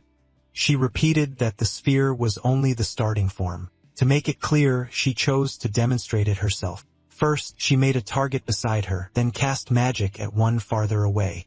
She explained that her zone had a 10-meter range while the target stood 20 meters away, so she'd use a fireball to show the limit. Our hero watched closely. This was the first time he could really see how magic was being used. Atala formed a small fireball and launched it at the target, but it fell short. She explained that most magic can't keep its form once it leaves the zone. Then she showed that, by stretching the zone in one direction, the spell could reach farther. Like the other students, our hero was stunned. He hadn't even known a zone's shape could be changed like that, but Atala warned them there was a drawback. Reshaping a zone takes huge focus, and in a real fight, every second matters. Changing it non-stop is too inefficient, so most mages rely on 4 standard forms: defense, attack, target, and evasion. She began with the defensive form, a cube made to keep the zone from collapsing under attack. The more faces it has, she said, the stronger its protection. Next came the star-shaped attack form, which helps track a target's movement and works especially well against many enemies. Then she covered the target form built for long-range combat, though it's weaker against fast-moving opponents. With that form, the main thing is rotation speed. The students wondered how she could switch forms so fast. Our hero, meanwhile, was already thinking about how a 10-meter zone could be used in a real fight. Atala added that even 5th-year students struggled with this, so she would keep explaining through examples. Some students behind our hero were already dreaming that if they mastered it quickly, they could move into advanced classes. Then the teacher used the next form, and everyone was shocked. Part of the zone extended away from her body. The students couldn't understand it. If a zone came from the magician's mind, how could it exist away from the body? Our hero started wondering where the true center of a zone really was. Atala explained that the evasion form is extremely hard to use and usually handled only by specially trained mages. His key feature is that if the mage isn't at the center, the zone can move much more freely. That means it doesn't need instant casting, and its reach can become incredibly wide. The class was amazed by her skill, and our hero realized there was far more behind her calm look than he first thought. Then Atala asked if they'd like a student demonstration instead of ending the first lesson there, and called up Amy, the academy's top student. The class cheered, but Amy's friends noticed she didn't look happy at all. Right now, being the center of attention was the last thing she wanted. Still, Amy was chosen to demonstrate the target form, one of the 4 zone types. The strength is long-range combat. As Atala had said, it's weaker against moving targets or large groups. But if someone can rotate and control the zone at high speed, most of those weaknesses fade. At long distance, that form can become a nightmare for the enemy. Everyone watched Amy perform, stunned by how smoothly she handled it. Most trainees try to master all 4 forms, but Amy kept taking first place using only the target form. Our hero could only think of one thing. Amy's control was overwhelming. She didn't just rotate the zone while standing still. She swept through everything ahead of her. She destroyed the targets in a single run, moving with total confidence and almost effortless grace. Our hero had heard plenty of boys wanted to date her and that she ignored nearly all of them. Watching this, he finally understood why they were obsessed with her. She wasn't just a pretty noble girl. She was exceptional at everything. Still, he couldn't help wondering why she spent time with those thugs. Amy finished the test in just 20 seconds and reached level 9. When it was over, she glanced straight at our hero.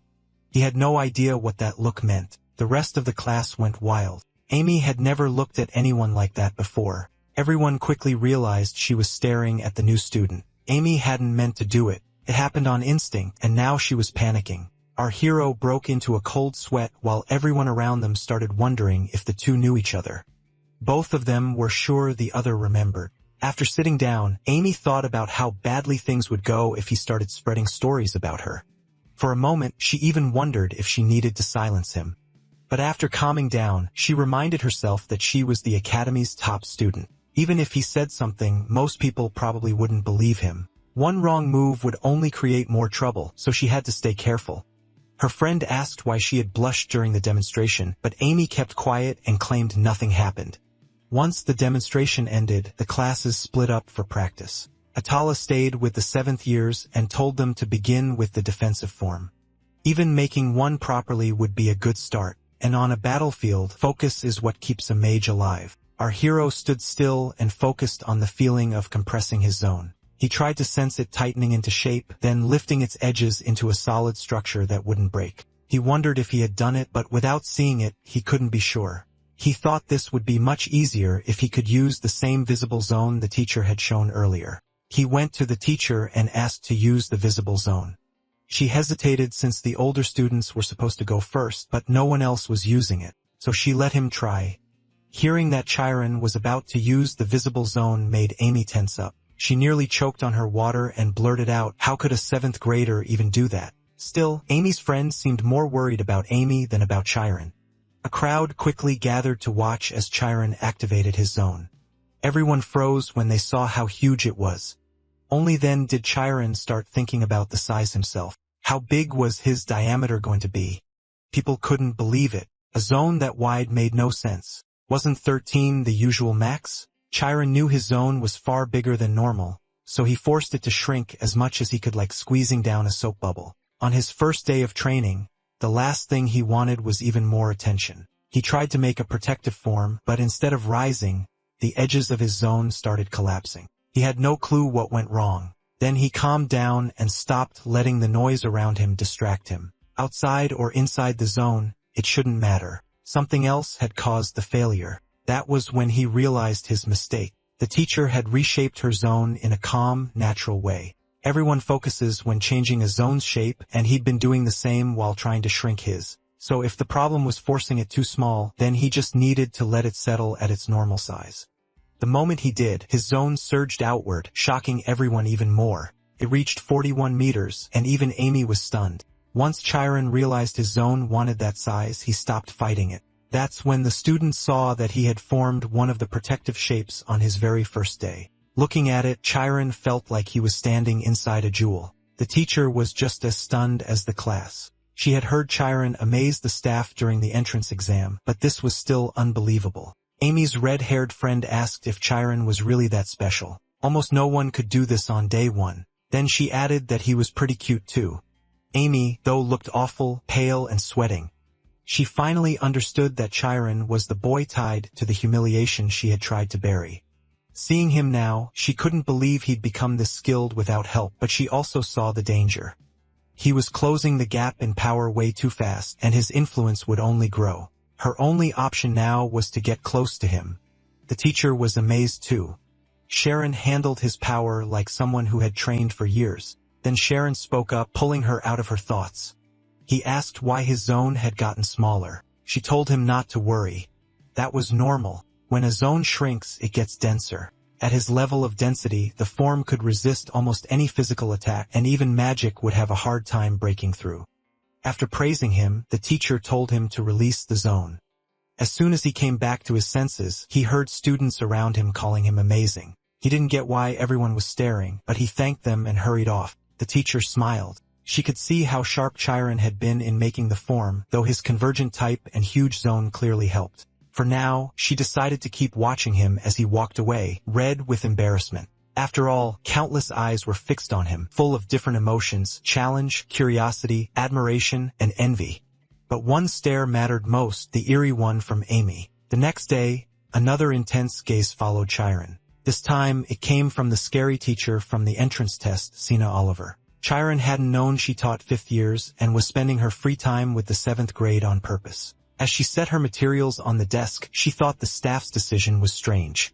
They could have moved Chiron straight to the 5th grade, and he would have caught up sooner or later. So Sina Oliver decided she'd train him herself and push him ahead quickly. Chiron noticed she kept looking at him, but brushed it off as his imagination. Then she smiled and formed a small chunk of ice in her hand. She asked the class to explain the spell. What exactly were cold and freezing? The room grew chilly enough to make everyone shiver, but she said that wasn't because of some cold energy.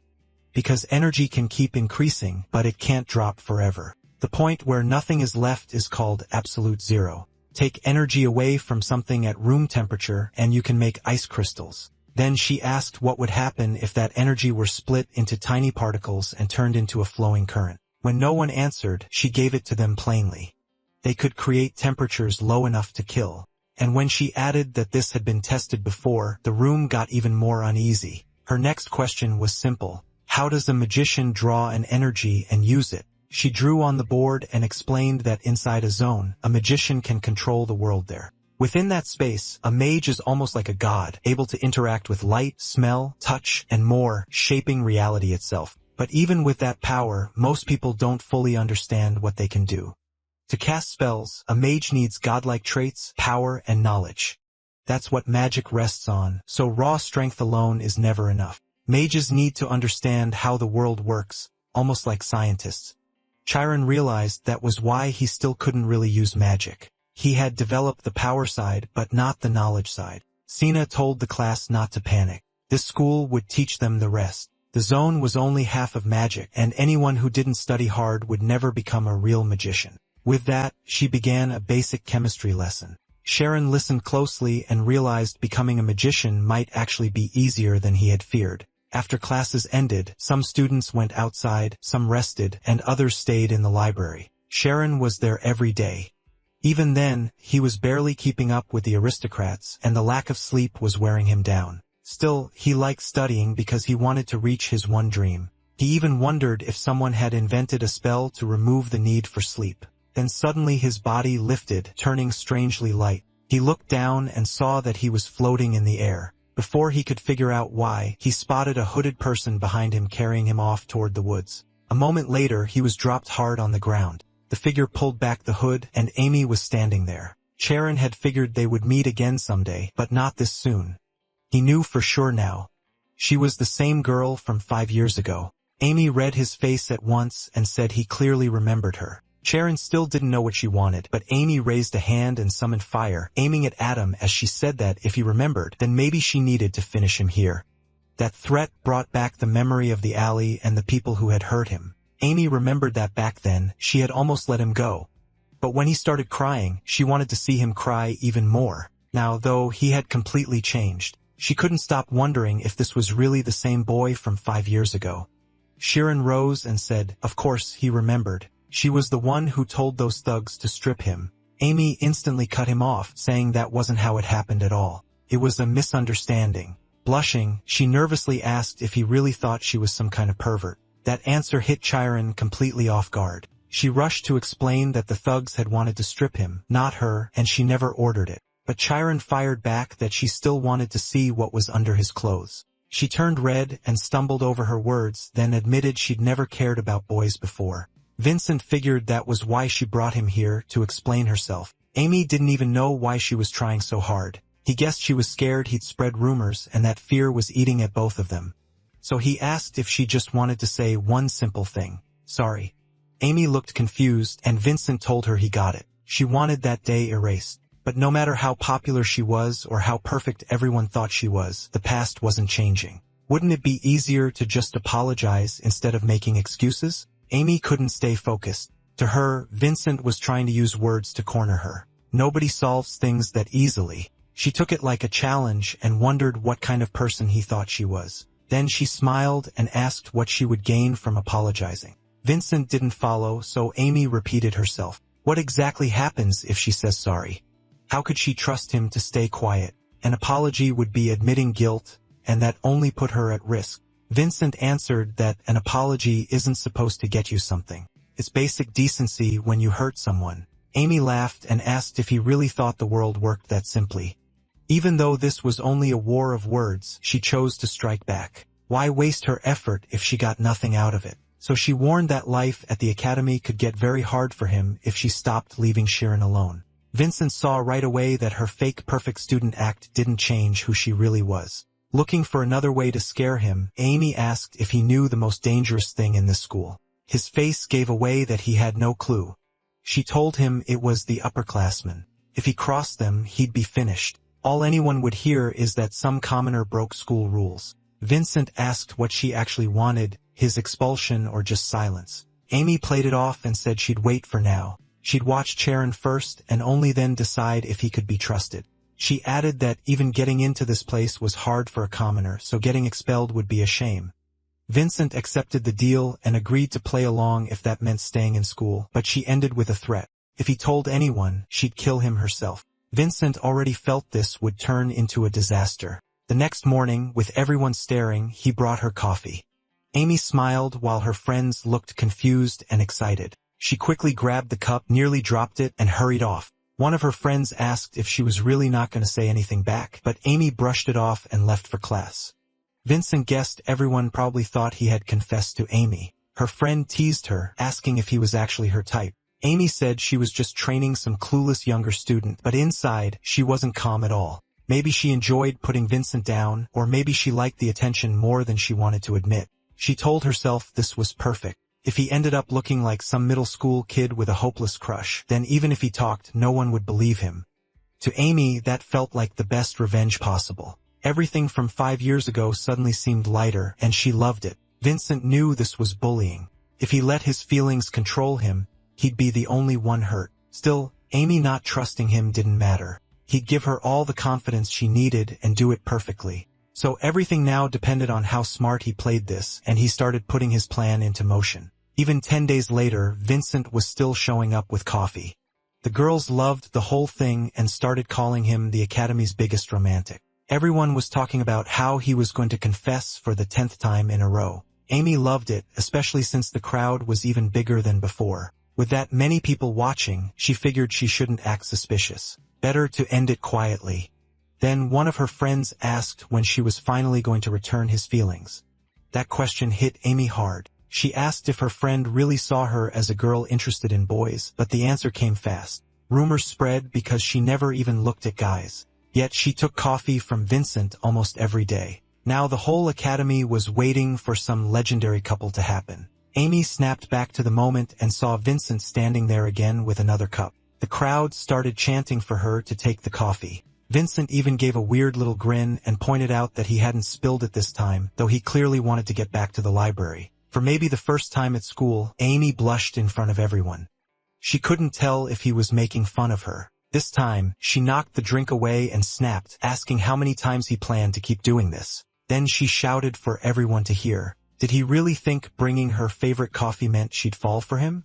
She went on, calling Sharon a lazy student who didn't study and just chased girls around, and she told him never to bring that stupid coffee again. Her friend quickly stepped in to calm things down, then followed Amy and asked what she'd do if ugly rumors started because of this. Red-faced, Amy insisted nobody cared. People were just bored. She told herself it would all die out once the graduating class became the next hot topic, but the crowd took Vincent's side and thought Amy had gone too far.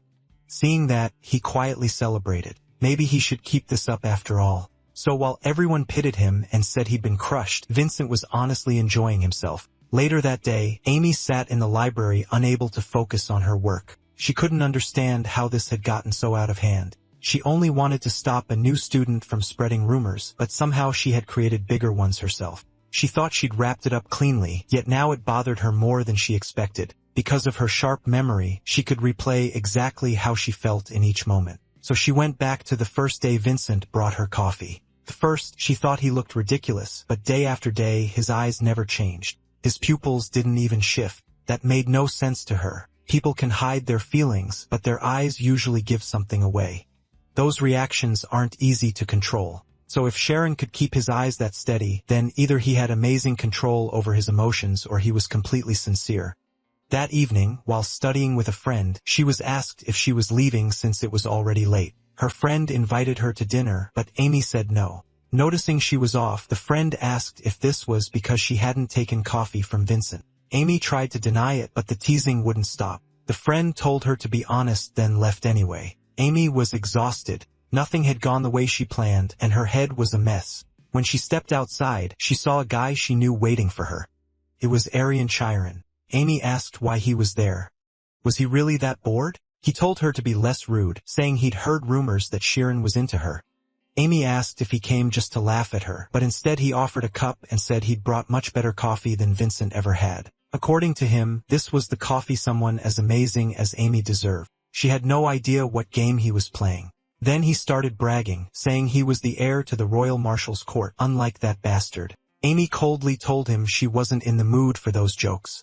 She asked since when they were close enough for that kind of talk. She knew very well Ari Insurance Group would gladly humiliate her if they got the chance. He blocked her path and said insulting him was the same as insulting his family. He wouldn't let even someone from the Carmice family stain their name.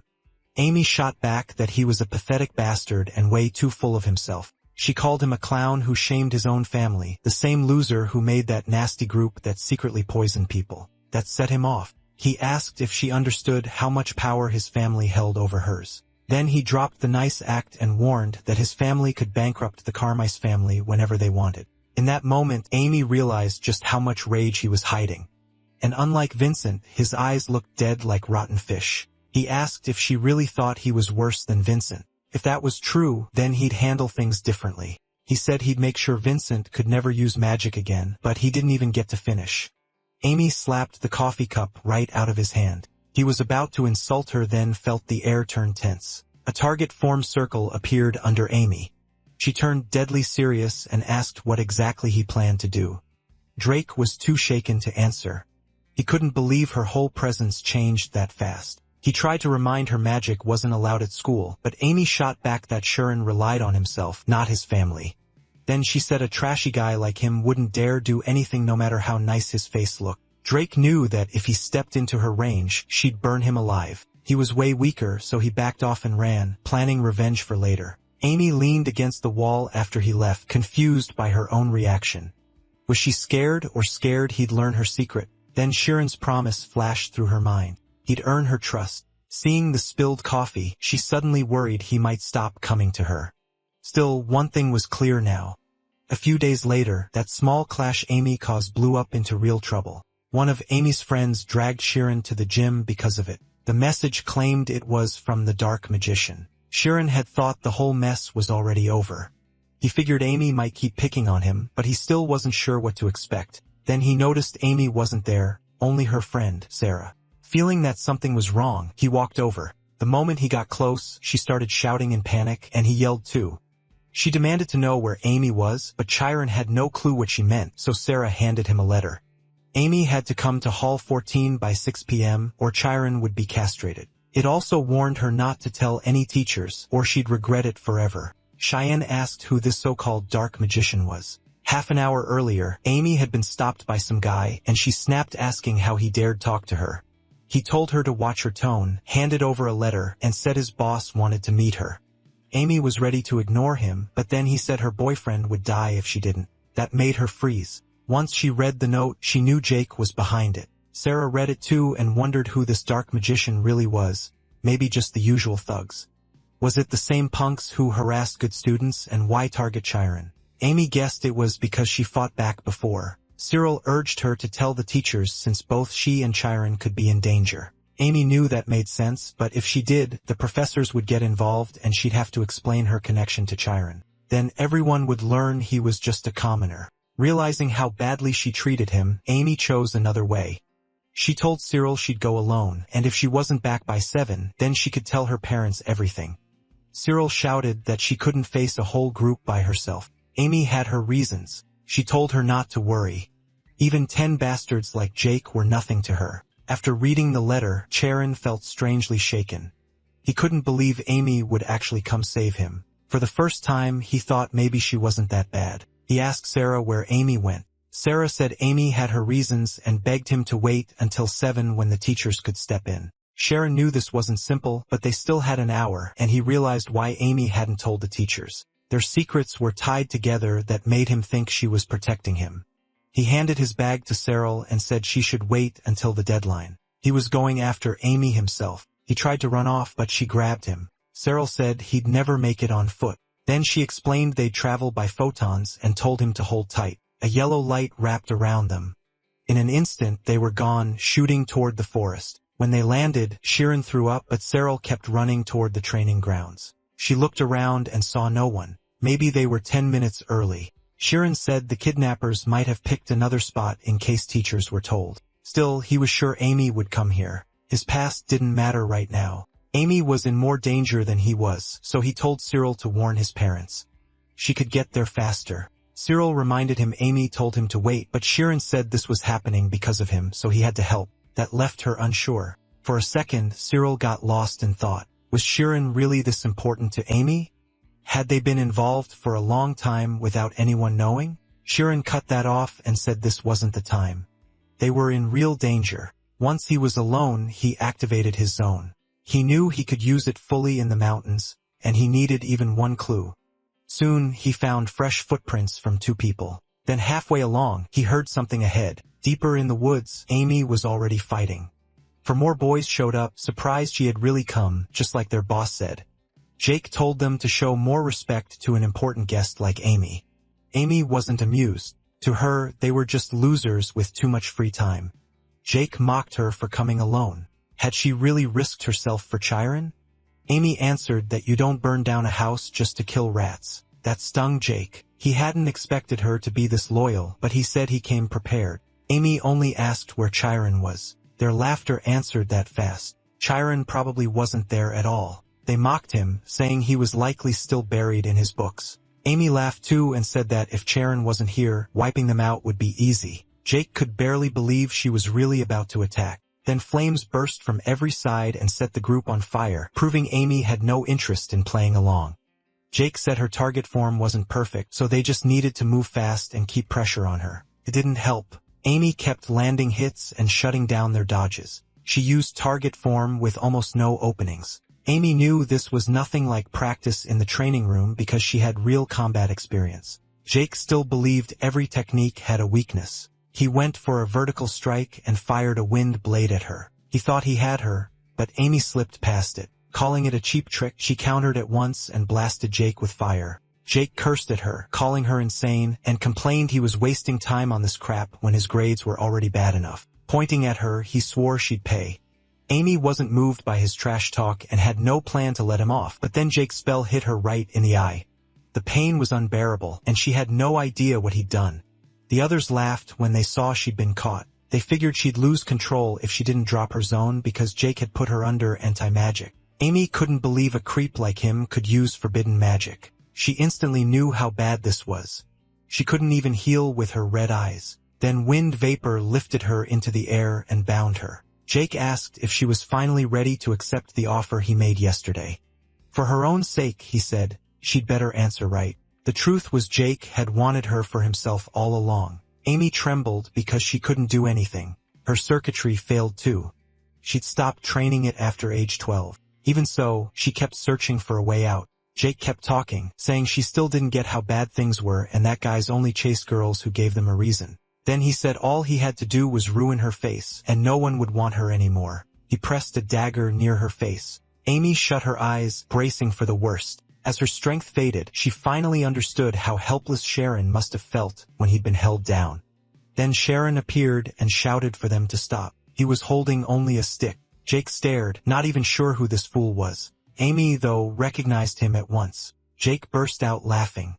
Sharon had come alone. The others mocked him too, like some prince trying to fight with a branch. Amy yelled that he was an idiot, but Sharon said there was no way these nobodies should be able to beat the top student in their academy this easily. Still, his real goal was to buy time.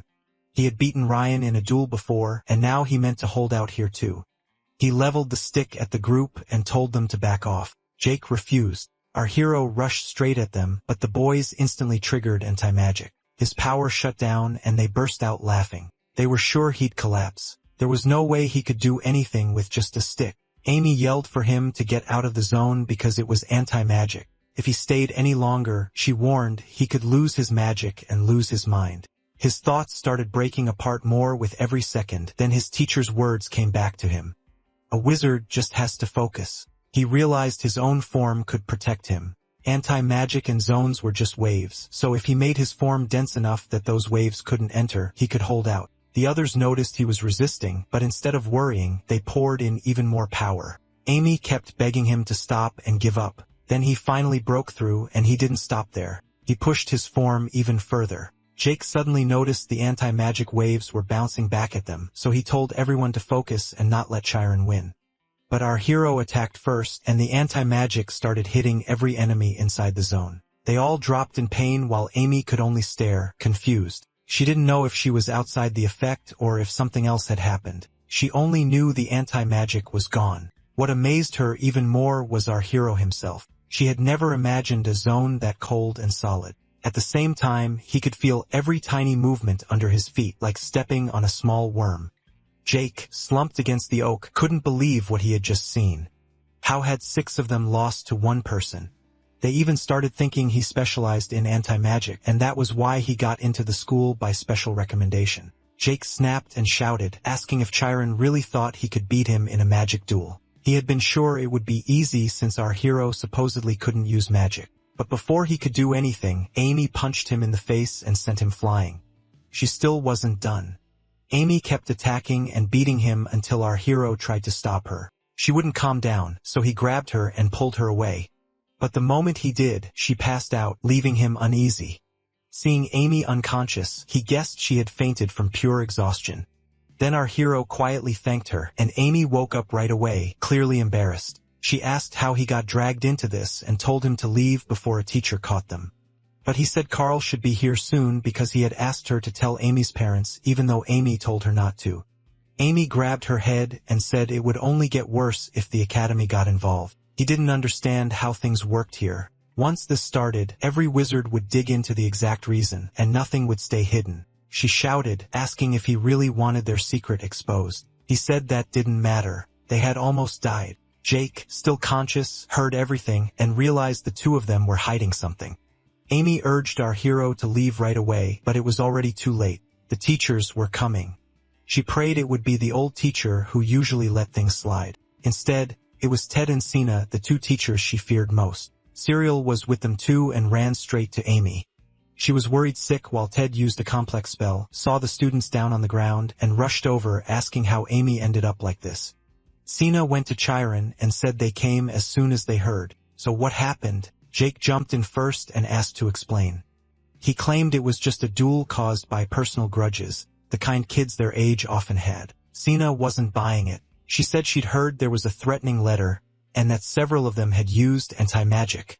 Did Jake even know the school rules? He tried to defend himself, saying Amy was too strong, so they used anti-magic against her. Then he pointed out that his group looked more injured, added that Amy had broken the rules first by attacking him outside the library, and said that was why he challenged her and got angry. He also asked why she never told the teachers right away if she was so innocent. Amy fired back that he had threatened her and wrote that he would kidnap Sharon. Jake answered that they never attacked her first, and Sharon hadn't been kidnapped at all. Instead of calling teachers, Sharon ran there himself. So according to Jake, our hero and Amy were the ones hiding something. He flat out declared them the real culprits. Jake demanded the truth, smug and pleased with himself, convinced his power would protect him. He also meant to blow this whole thing up no matter the cost. Once he exposed their secret, he bragged. Local papers, national groups, even the church would hear about it. Sina cut him off and said that was enough nonsense. He and his friends were the ones who used anti-magic as an attack, fully aware it could destroy Amy's mind or harm our hero badly enough to kill them. For her, that was more than enough reason to act. Jake laughed and asked if she knew who he was. No teacher could expel him. Ted started to calm things down, saying Jake's family was a major support for the academy. But Sina stopped him and asked if a teacher's job wasn't to protect students from threats. She said that even if his family cut the academy's funding, they'd still be better off without him. Jake screamed that they'd soon find out who really got thrown out. In his mind, money ruled the world and everyone would bow to his family. They only had to wait and see, but Sina was beyond angry now. Before expelling him, she decided to teach him a lesson. She cast a spell, and Jake panicked, screaming at her not to kill a student. A block of ice closed around him, lined with sharp spikes inside. Our hero was shocked that the spell didn't touch Jake's body or even his clothes. The control was so exact that not a single detail was off. That was why people called her a genius of ice magic. Standing over him, Sina asked if he really thought money alone could carry him to the top. All he could do was beg her to let him down.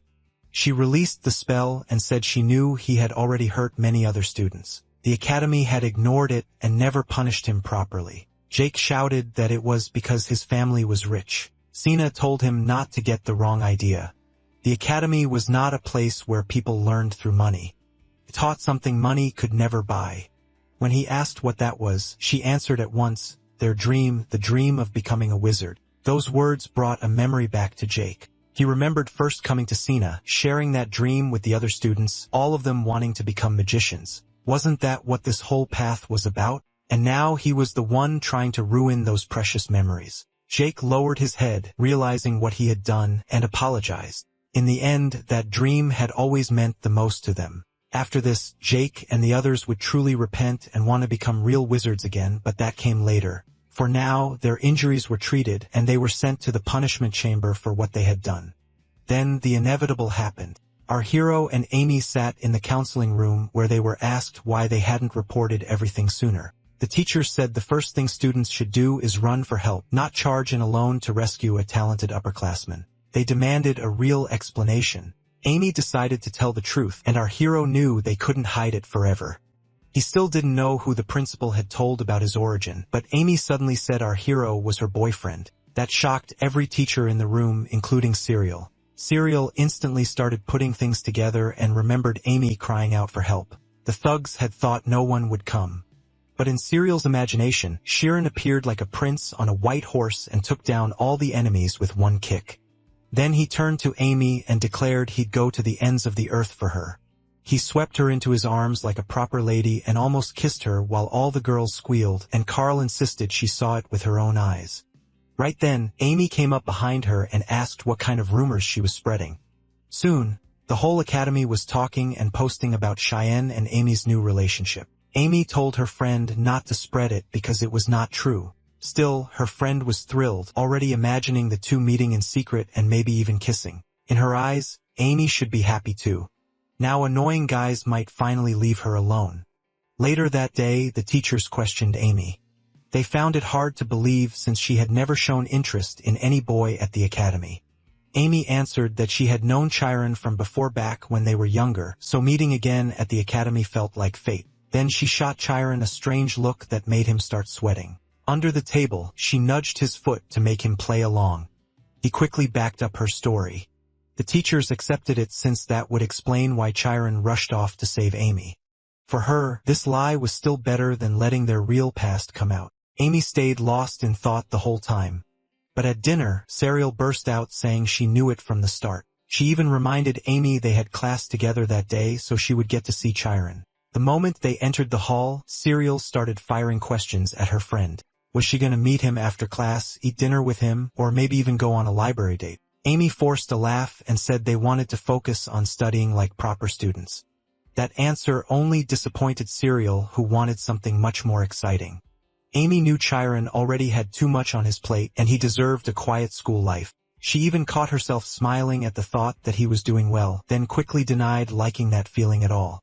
At the second training ground, Amy called out to Sharon and teasingly asked how his day was and whether he missed her. Embarrassed, he asked her to stop joking like that. Amy did not like his reaction. She knew they were only pretending, but it felt like Sharon had still drawn a line between them, and she could not understand why that bothered her so much.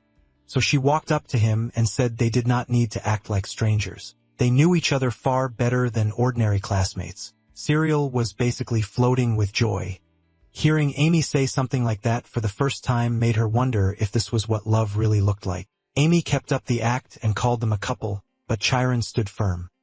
He reminded her she was still an upperclassman, then headed back to his own group. Chiron already knew this whole thing would end badly. People loved gossip too much, and they were sure to make it bigger than it was. Some even claimed he got into the academy just because of his face and spent all his time dating instead of studying. That was also why students started guessing why he still could not use magic. Sharon was trembling because just 2 days earlier, rumors had started spreading that Amy was seeing him, and plenty of students were upset they never had a chance with her.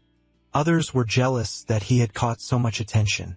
Then one student openly turned against him, calling Sharon suspicious and pointing out that he ranked last on the midterms. He was last in his class with only 30 points in every subject. Nobody could believe it, so they demanded an explanation. The students quickly decided Sharon must have been admitted under special treatment. They said some powerful family got him in after calling him a genius, and in their eyes, he had only come here to chase a girl from a famous family. That sparked a full wave of complaints. People said it was unfair for someone like him to enter the academy without earning it and then start dating one of the girls on top of that. They called the whole thing suspicious, saying Sharon did not work nearly as hard as everyone else. To them, the academy had no excuse for letting it slide. But the second Sharon walked into the classroom, it all went quiet. Even so, he knew there had been a lot of noise before he arrived. He tried asking a boy what the next class was, but the student turned away and left. Chiron did not need to ask what was going on. They had been talking loudly enough for him to hear. Worse, Amy might get hurt because of him. Later, everyone gathered in the training room for class practice. Even while training, Sharon kept catching bits of the conversations around him. His zone spread wide enough to pick up everything, which only made it harder to ignore. When the teacher came over and asked how he was doing, Sharon admitted the evasion form was hard for him. Whenever he tried to separate the zone from his body, it felt like his mind was being pulled out with it. The teacher explained that made sense. His convergent type matched his nature, so his mind naturally gathered into a sphere. That type did not pair well with evasion since it needed more control. Still, she asked about the other forms, and Sharon said those gave him no trouble. Hearing that, she was pleased. She asked him to show his skills in the visible zone. Chiron could hardly believe she wanted it right there in front of everyone staring at him, but she added that they could wait if he was not ready. After all, he was the only 7th grader who could use all 4 forms, and she really wanted to see them. The teacher guessed he was worried about how the others would react. Still, she reminded him that someone who knows his value should not be shaken by that. Those words gave Chiron the push he needed, and he asked her to judge his performance. The other students immediately noticed he was trying again. Some mocked him, thinking he was only showing off for Amy because that was all he was good for. The teacher told him to display all 4 forms one by one. Sharon knew changing forms was one of the requirements to move up to the next class, so even a little progress could help him leave 7th class behind and improve his standing. He started with the protection form, which Amy noticed had grown much stronger. Everyone could see the 144 face shape was top tier, more like armor than a simple shield. His target form was solid too. The teacher could tell he had mastered the basics and switched forms faster than a 5th grader, so promotion would not be a problem. Then came the evasion form, the one he still struggled with. He hated showing that weakness, but to follow her instructions he had to try. Now the whole room watched him attempt the evasion form, including all the 5th graders. He knew the key was reaching the center of his zone before it shrank and vanished. He tried to control it just like he had in practice, lost focus for a moment, and prepared to try again. Then he noticed the looks around him and imagined everyone laughing at him. Amy could tell something was wrong. He'd been doing well before, and even Serial noticed his zone was shaking, probably from all the attention. Sharon wondered why people enjoyed seeing others fail, then why they wanted him to fail so badly. Deep down, he already knew. Then a voice in his head told him to quit thinking such nonsense. That snapped him back. He remembered why he came to this academy in the first place, to become a magician. Nothing else mattered. The moment he focused, his zone started to change. Everyone stared in shock while Charon wondered if it would finally separate from him or just vanish again. We do not see the result yet because the story cuts to the same teacher who once helped the students. She reads a report and sees that Charon resisted anti-magic with nothing but a normal protection form. That alone was shocking. Anti-magic was so dangerous and hard to handle that even experts needed an artifact to use it safely. So even if the attackers used it poorly, she still could not understand how Chiron beat 6 students. That would mean his mental power was greater than all of theirs combined. The question was whether that strength was natural talent. Just then, Chiron was visited by the same teacher who had trained him in the forms. She came with good news. He had successfully used the evasion form. He had pulled it off yesterday even though he had only started learning it 1 day earlier. Thanks to the visible zone, she had seen him hold it for about 4 seconds. Sina was pleased since she had expected that much from him. The teacher then suggested giving the students something special to motivate them more, and Sina agreed. So a few days later, during chemistry class, Sina ended the lesson early to make an important announcement. She called on Sharon to stand and announced he'd be moved up to 5th grade. He would start tomorrow, so she told him to remember the new class schedule. The whole room exploded in shock. They couldn't believe he was skipping 2 grades at once. They started wondering what kind of pull his family had with the school. Before the teacher could leave, one girl spoke up and objected, saying a jump like this was almost unheard of. She asked how someone who still couldn't use magic was supposed to move up early. Sina was stunned too. How could Sha'iron still be unable to cast spells? She asked if it was true, and with all those old looks of doubt flashing through his mind again, he admitted it was. That surprised her since most kids pick up at least basic magic out of curiosity. Even so, she pointed out that 6th grade doesn't grade spell use, so it wouldn't block his transfer. Then another student stood and called the whole thing unfair. He reminded the teacher that a zone isn't the same as magic and demanded to know what Chiron was actually good at. He said he could accept it if Chiron could at least cast something. The nasty kid quickly got the class on his side. They claimed they could all surpass him, and if he transferred, they'd report it to the student council. That was when Sina realized this wasn't just normal complaining. Something deeper was going on. So she said she'd acted too fast and would review it first, with the final decision coming after the teachers' meeting. The boy who started it looked thrilled that he'd gotten his way. Later, in her office, Sina kept thinking about how furious the class had been. She hadn't expected that kind of backlash unless personal issues were mixed in. Then the one girl who hadn't joined in came to speak with her. She decided to tell Sina what had really been happening. According to her, it started about a week earlier. At first, the class just ignored Sharon. Then it got worse. They spread rumors and even tried to disrupt his studies. She said she knew exactly who had been starting the gossip and turning others against him. Tears filled her eyes. She knew rumors were cruel, and worse, they were cowardly. Looking at the girl, Sina finally understood the situation. She thanked her student, Maria, and promised she'd handle the rest herself. Meanwhile, our hero thought back to something he'd read from a talk between great scientists. One physicist, Torklin, said people need 6 hours of sleep even though he only slept 4. When someone asked if that made his ideas less reliable, he joked that teenagers were basically superhuman. Sleep didn't matter much to them. Then Chiron checked the time and saw it was already late. He left the library and headed back, thinking as he walked. He remembered Fumar's warning that once he entered the academy, people would look down on him. But if he endured it, he could still reach his goal. Sharon decided he could handle anything because too many people believed in him. No matter who stood in his way, he would become a magician. When he got back to his room, someone knocked. He wondered who would come this late. Maybe those kids again. Instead, it was teacher Sina. Caught off guard, he invited her in and offered tea. She declined and apologized for visiting so late, explaining she wanted to talk, but had missed him earlier. Then her eyes fell on his desk, and she understood even more.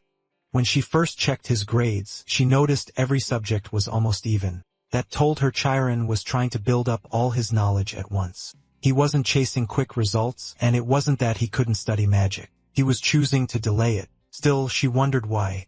Why hadn't he gotten a proper education earlier? The question clearly caught him off guard. Sina noticed he was calmer here than in class. This time, he listened closely and didn't avoid her gaze. He'd already shown the answer in his own way. Learning was hard for him, but he truly loved being in this place. Then Sina got to the real issue and asked if he was being bullied. Chiron said everything was fine and nobody needed to worry. She pressed him to be honest, reminding him teachers were there to help, but he still felt he couldn't change how others treated him. Sina couldn't believe he seemed so unaffected by it, but Chiron explained he wasn't numb. He just knew he couldn't force people to like him. He would stay true to himself and not get stuck on it. Even if all 40 students in his class thought he was wrong, that was still only 40 opinions. Somewhere in the world, someone would understand him. Sina smiled, said she understood, and promised to keep that in mind at the meeting. At the teachers' meeting, she brought it up right away and said Sharon wanted to move up early. The teachers were shocked to hear that one student had been mocked by an entire class. Still, some noted that in lower grades, weak or untalented students often get looked down on, so they understood why Sharon had become a target. With everything laid out, they agreed it was discrimination. Even so, they still had to decide whether his transfer should be approved. Some even argued he might graduate in 4 years and more young graduates would be good for the academy. Then Professor Ted stood up again, and Sina immediately knew trouble was coming. The headmaster asked if he opposed the transfer. Ted said he knew Chiron was talented, but the real problem was simple. He still couldn't use magic. Ignoring the other students' reactions, in his view, was a bad idea. Sina cut in at once, reminding everyone that Chiron had chosen to focus on knowledge first and set magic aside for now. A teacher, she said, shouldn't interfere with a student's learning plan. Ted stopped her and said that wasn't his point. What bothered him was her obvious bias towards Chiron, which Sina refused to accept. So he went on arguing that maybe the other students looked weaker only because Chiron was exceptional in other areas. If the school rewarded just that one kind of strength, he warned, it could hurt the rest of the students and kill their drive to learn. With a smile, he asked whether it was really wise to pour everything into one genius. Sina was furious. Ted sounded like he wanted to sabotage a gifted student. Everyone in the room could tell the usual Ted versus Sina fight was starting again. The other teachers just held their heads, wondering how people with personalities like these had become wizards in the first place. Then the headmaster finally stepped in and said, that was enough. They could settle this without a war. He said both sides had valid points. Sina was thinking logically, but Ted's concern for balance among the students also mattered. The academy couldn't show open favoritism. Ted started to think he had won while Sina looked disappointed, but the headmaster's cheerful expression made it clear he had already come up with an answer. The next morning, a new notice appeared on the board for the upper classes. Students gathered around it in shock. The announcement said every 7th grader would now have a chance to move up. The main test would be teleportation magic. That scared many of them since teleportation was known to be extremely hard. When Sharon read it, he understood that from now on, he'd be fighting for promotion too.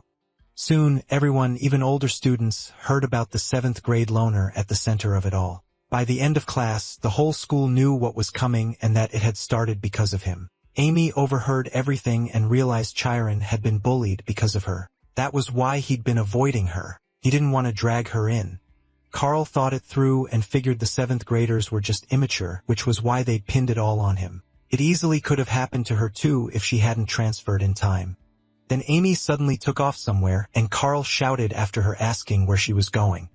Amy answered that she was going to beat some sense into him. How could Chiron keep something like this quiet? And now he'd even drawn the whole 7th grade into it. Carl tried to stop her, but Amy snapped back. Did she really want the guy she loved to stay an outcast? Carl warned that barging in would only wound his pride more, but Amy didn't care. Maybe he didn't even like her, but why hide something this serious? Then she thought about the teleportation test and got shaken. Teleportation was hard and dangerous, especially for someone who hadn't studied magic till now. Carl had suggested teaching Chiron herself, but with exams coming, there just wasn't enough time. Amy even muttered that if he couldn't learn it, then he wasn't fit to be her boyfriend. That evening, she flew around the towers on her way to Chiron's room. She kept telling herself she wasn't doing this for him just because she was involved. Still, before anything else, she wanted him to beg for forgiveness. She burst in through the window and clamped a hand over his mouth so he wouldn't yell. Amy started to say she was there to kick his butt, but then she noticed teacher Sina was already in the room. Sina teased Amy, asking if this was how they usually met. Did she sneak into his room every night? Amy turned red and quickly said it was all a misunderstanding. Sina just smiled, saying that explained why Amy and Sharon had been acting so distant at school. Flustered, Amy insisted this was her first time doing anything like this and that Chiron was the one who told her they shouldn't meet at school. Then she fired back, asking why a teacher was in his room so late. Sina said she came to help with the exam since the class was in a tough spot. Chiron quietly handed Amy some tea, and the smell alone calmed her a little. That lasted about a second. Then she started scolding him for letting himself be humiliated and for hiding it from her. Sina cut in and suggested they sit down, reminding them the exam mattered more right now. Chiron sat there completely lost. His teacher and the girl he liked were both beside him. Amy asked if practicing teleportation was even safe for someone who had never learned magic. Sina admitted she was worried too, but said the principal must have had a reason for choosing this test. Amy couldn't believe anyone would treat something like this lightly, so Chiron asked the question directly. Is teleportation really that dangerous? Amy explained that teleportation uses light magic. Since light moves faster than anything else, the spell borrows that speed. That speed lets a person break through space and time to move instantly. Chiron asked if a human body could really be turned into light. Sina said it sounded wild, but even a beginner could learn teleportation. She went on with the theory, explaining that light speed is split into 4 stages, and teleportation depends on controlling light magic. Because of that, the body's mass drops a lot during the spell. Chiron quickly realized that meant a huge risk of crashing into something. Sina praised him for catching on so fast. Amy, a little jealous of how easily they clicked, cut in while Chiron asked how the school could make such a dangerous exam safe. Not wanting to be left out, Amy said he could ask her too.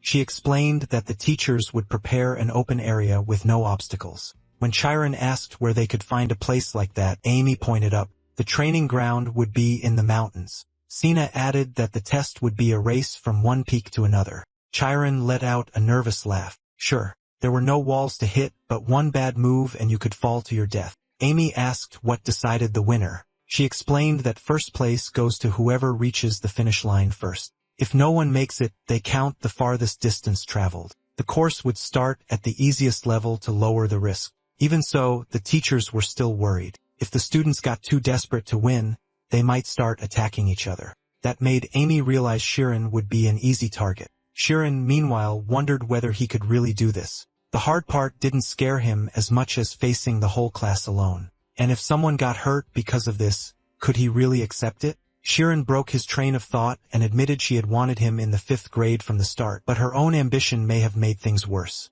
Chiron quickly told her it wasn't her fault. Then she said she would train him herself from now on. Amy immediately tensed up and asked why the teacher was taking it that far. Chiron said she was only trying to make up for how unfair this exam was and wanted to help however she could. Amy argued that would only make things worse, especially with an exam this important. If anyone found out Chiron was training Chiron, his chances would drop even more. So Amy declared she would train him instead. If the course was set to level 1, she was the best person for it. Both Chiron and Sina were stunned, mostly because Amy had somehow stopped being angry. Sina then asked if Amy really had time for this when she was trying to pass the upper exam early. Chiron was surprised too because the graduating class was the point where students started standing above the rest. Those were the ones recommended to become pro-magicians. Their level was treated as almost professional already, and because they studied at a famous school, even the Royal Academy of Magic magazine wrote about them. But once you reached that class, easy living was over. After that came non-stop rivalry and brutal training. Amy had wanted to get there before anyone else in the academy. Sharon kept questioning her, and her face turned red when he asked if she was pushing herself too soon. Amy shot back that it was his fault. He was improving so fast that graduation was the only place she could still stay ahead of him. To Sharon, she looked incredible. He thought Amy was amazing for Amy to be number 1 in the upper classes. She wasn't scared of what came after, and even with all that pressure, she still came to help him. Watching her talk with Senna and insist on helping moved him. Senna still argued that since this would be Shorin's first time learning magic, a teacher should handle it. Amy refused to back down. She stepped right up to Shorin and told him to choose who would train him. He stared at her, shocked, while she pressed him, her or the teacher. Instead, Sharon said he would do it on his own. That answer stunned both of them, and Amy asked if he understood what a huge chance he was throwing away. Sharon said he didn't want to become anyone's burden. They both had important roles in this exam, and Senna would even be one of the examiners. Amy argued that everyone else would hire tutors to learn the spell, and the whole class was already against him. So why make things even harder by training alone? Sharon said he knew all that. He also knew Amy wanted to reach the upper class early because she couldn't just sit still with a future like that waiting for her. Then he told her that the 5th grade was his step toward becoming a magician, just like it had been for her. He asked her to trust him. He couldn't promise he would succeed, but he wanted to give it everything he had so he wouldn't regret his choice. Sina smiled and said that if that was her student's wish, she would accept it. She told him to come to her anytime he had questions. On her way out, she also told the two of them to finish talking and Amy to stop sneaking into the boys' dorm. After Sina left, Amy sat on Shirin's bed and let out a long breath. Then it hit her. She was alone in his room, practically on his bed, so she decided it was time to leave. When she reached the window, Shirin thanked her for coming all the way to see him. Amy asked why he had been avoiding her. If someone was hurting him, he should have told her. This wasn't just his problem anymore. It was theirs. Remembering what her friend had said about his pride, she gently asked if that was why he kept quiet. Shirin answered that he just didn't want to leave her behind. Amy's heart jumped, thinking he meant he liked her. Then he ruined the moment by saying he didn't want to lose sight of her because she was his high school girl. Amy froze, but he kept going. Ever since he came to the academy and saw her name at the top, he wanted to catch up to her. He never thought things between them would become this awkward. If he had also told her he was being mocked, it would have felt even stranger. Amy paused and thought back to why she had come to this magic academy in the first place. Then she snapped, rushed at him, and pointed a finger in his face. Was he serious? Why did he keep calling her high school girl with a straight face? Sharon had no idea why she was so fired up. Amy moved to the window and told him that if he really wanted to surpass her, he had to stop calling her that. Only then would they be on equal ground, and if he failed, he'd call her senior for the rest of his life. Right then, Sharon called her by name, Amy.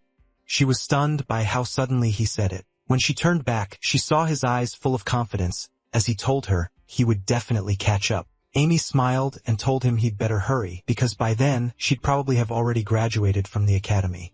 Watching Amy leave through the window, our hero thought it would have been nice if she had taught him something, but he already knew every move he made was being watched, and whatever he earned, he had to earn alone.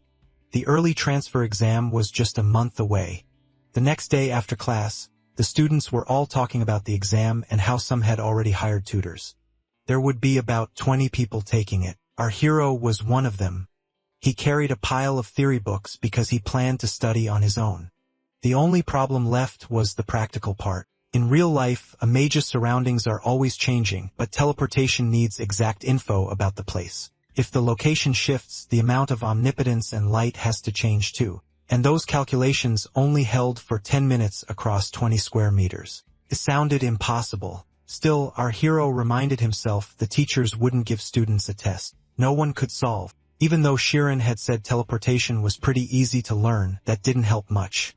He had never studied magic before. While 7th graders probably could do it already, they had trained since childhood with the best tutors money could buy. What mattered now was whether he could close that gap. Then he remembered the answer the principal had already given him long ago, back when he was a child near that tree. Right in front of him was a student training for the same teleportation test. His teacher praised him for managing to teleport. It was Mark, a 7th grader. Mark's 9th-ranked teacher said he was talented, but mastering it would take over a month. Still, if he finished the exam material and spent the rest of the time practicing, he should pass. Mark was irritated. Because of our hero, he now had a shot at skipping 2 grades, so he asked what our hero was doing. His servant reported back. He was watching him like ordered. Our hero wasn't training with anyone, just studying from books. That confused Mark. He assumed someone with connections would find a top tutor, or maybe he was faking it. So he told the servant to keep watching. He didn't believe books alone could be enough. Meanwhile, our hero had nearly done everything he planned. He had memorized all the required theory even if he still doubted himself, and time was almost gone. He went to a training ground and started trying teleportation. There was no other choice. Now he just had to trust his calculations. First, he rebuilt the theory using the zone. After all, the one standing between omniscience and omnipotence was him. So all he had to do was erase himself from between them. When that worked, he moved on to teleporting his own body. But a person can't just calculate the needed amount of light by force. When a mage focuses, the mind grows sharp enough to sense everything nearby. They say truly great mages can count leaves on a distant tree. Since everything a magician feels becomes part of the zone, our hero realized he only had to sense all of it. That let him grasp what he couldn't before. The puzzle was solved, and he had likely found the skill. There was almost no time left before the teleportation exam. Our hero was covered in injuries, and the other students wondered if Sharon was really training without protection. That was when it became clear. His first teleportation attempts had failed badly. To fix his mistakes, he had no choice but to keep risking it. He kept crashing as the days passed. He got hurt over and over, but never stopped. Even in class, he was still running numbers. He tested, wrote, thought, failed, and tried again. All he wanted was for his body to remember the process. Then the exam was only 1 day away. After another fall, he realized that every time he fixed one mistake, another appeared. But now he couldn't adjust anything else. It had to work, so he steadied himself and cast teleportation. This time it worked, even if he still stumbled a little. But that alone wouldn't be enough. He didn't even get a chance to rest. Now he needed to practice linking the spell together. He meant to keep going, but exhaustion won, and he fell asleep on the floor. Then we cut back to Mark, feeling great. Today, he thought, would be the day he made history and entered the 5th grade. To him, 700 meters was nothing. At school, Mark ran into Maria near the classroom and asked if she was skipping the exam. She got flustered and asked what he was talking about. Why wasn't he outside? Mark shot back that someone like him didn't need to worry about passing. Then he mocked her for standing by the door and said someone with grades like hers should at least go watch what was happening outside. She tried to wish him luck, but Mark cut her off, saying she was probably laughing because she was the teacher's little rat. She didn't get how he knew, but he had only been baiting her, and she gave herself away. He said everyone already thought she was weird and quiet, so it was no surprise she had been snitching. Mark even shoved her against the wall. He said he'd been nice only because they were classmates, then asked if she knew what would happen once he reached high school. Seeing she was completely shaken, he finally walked off. He couldn't understand why a coward like her wanted to be a magician at all. Maria was left there in tears. Mark entered the classroom and asked if the plan was ready. The others said yes. 2 would stick to Sharon at the start, and 2 more would block him after that. They'd have 2 chances to take our hero out. Mark ordered them to hold him back during the first stage, where the jump was 10 meters until at least 10 students had gone ahead. Some of them wondered if Mark would really keep his promises. He swore he would. His father was a technical advisor for the Association of Magicians, so if they helped him now, he'd get them tutors and support them however he could. In his mind, the plan was set. At that moment, all the 7th grade classes had gathered on the mountain. No one expected such a big crowd, especially from the 5th grade. They were all curious about any new student who might join them. All the test takers were there too, and the teacher decided it was time. The exam for the 21 applicants would begin. A lot of students had come to watch, and many were shocked by how hard the test sounded. Even Cheyenne and Amy showed up. Amy wondered why they were there when only 7th graders were taking it, but Cheyenne said she came to cheer for her boyfriend so he could score enough points. Amy said the ones meant to pass would pass, and the ones who weren't ready would fail, but she still wondered whether our hero could actually teleport. Just then, Mark asked where our hero was, only to hear that he hadn't shown up at all. In truth, our hero was still asleep where he had collapsed. Amy noticed he really was missing, and Carl started worrying too because she couldn't find him anywhere.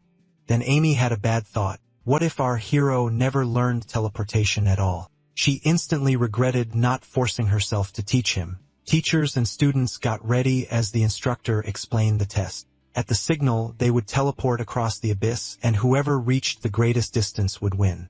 That terrified the students. If they failed to reach the other side, they would fall. When they asked about safety measures, Teacher Ted told them that if they were scared, they should quit now. Anyone studying magic should already know people die while learning it. This was an early transfer exam to prove who deserved the 5th grade. If they couldn't protect themselves, they shouldn't have come. Ted was pleased to see so many freeze up. Still, he knew the real threats were the students who wanted to compete seriously.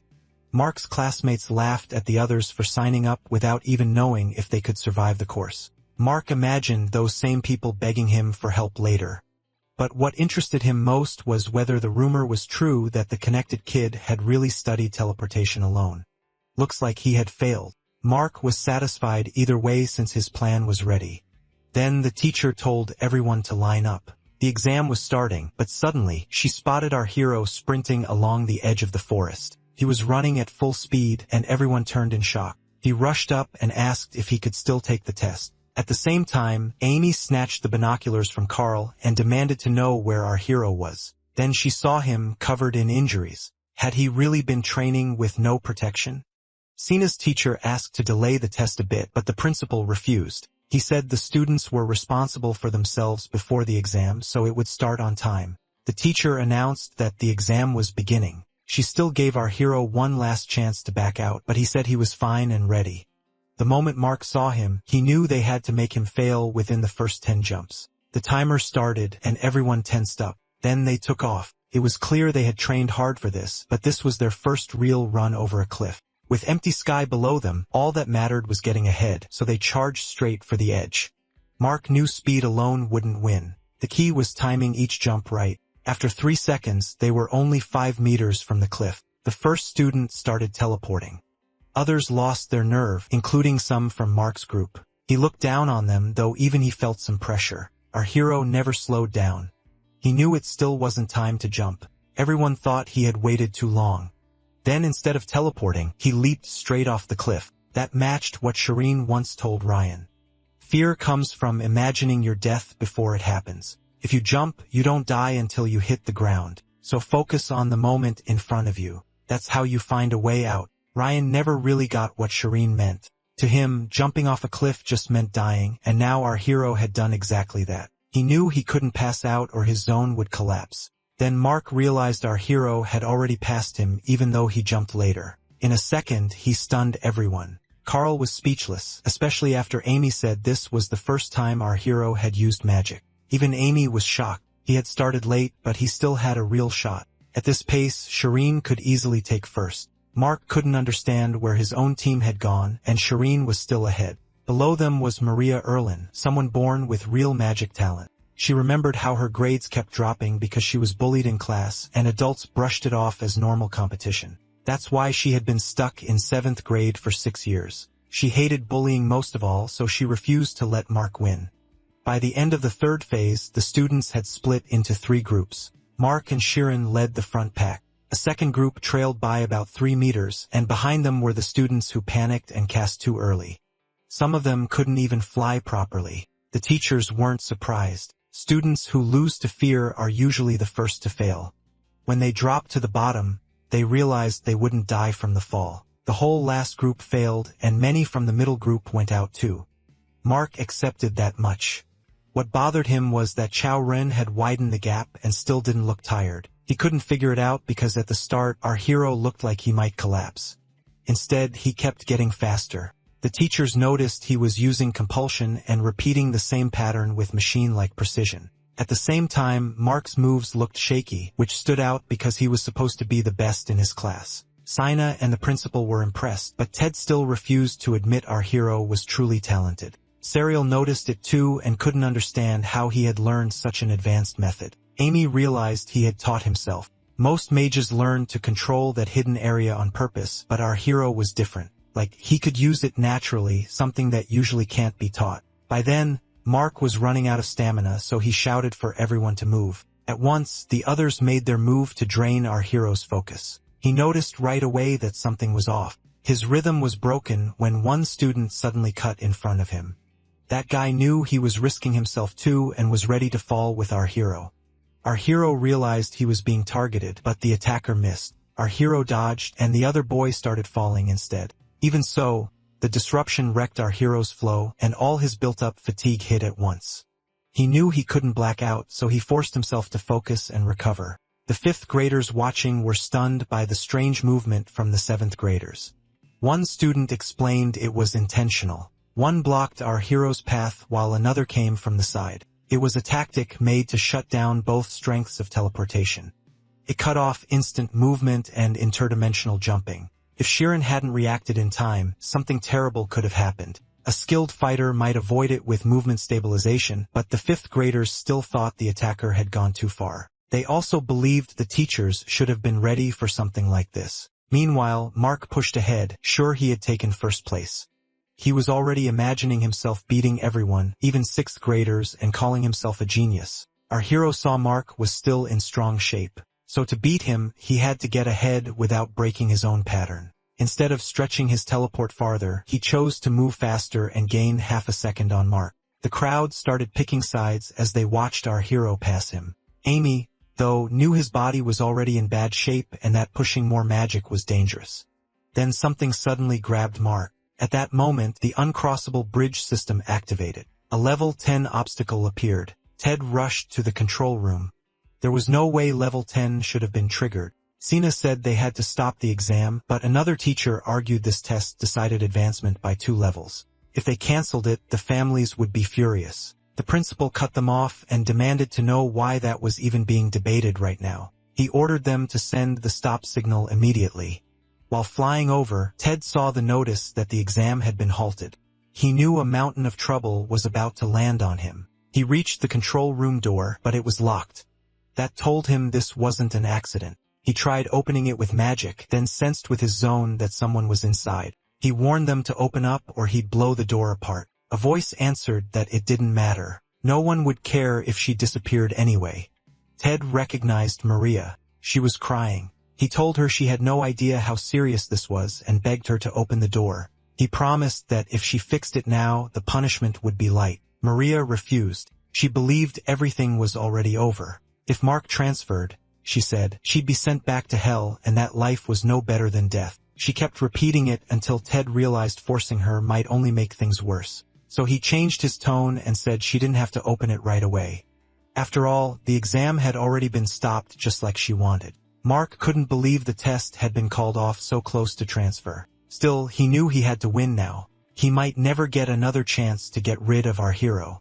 So he and our hero headed straight into the labyrinth that had appeared. Sina was stunned they went in. Even the principal was shaken. He couldn't understand why they kept fighting. Just pride? He ordered someone to act before it got even more dangerous. Sina yelled, asking what teacher Ted was doing. But the principal kept watching our hero, thinking there was something different about him. If he rushed in blinded by greed, he'd never find the right path through the labyrinth. The students watched in total silence. They couldn't believe those two had entered the 10th level, a placement for pros. Our hero saw the traps spreading, and they were moving too fast for him. He barely had time to dodge one, let alone plan for the next. At this rate, he'd burn through all his mental strength. Mark kept charging through the maze, convinced they'd both get eliminated anyway.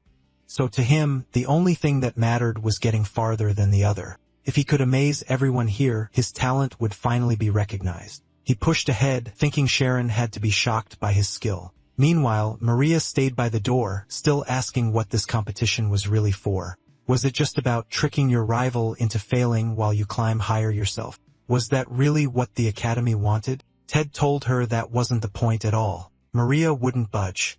She said he shouldn't sugarcoat it. What else would a praised genius say?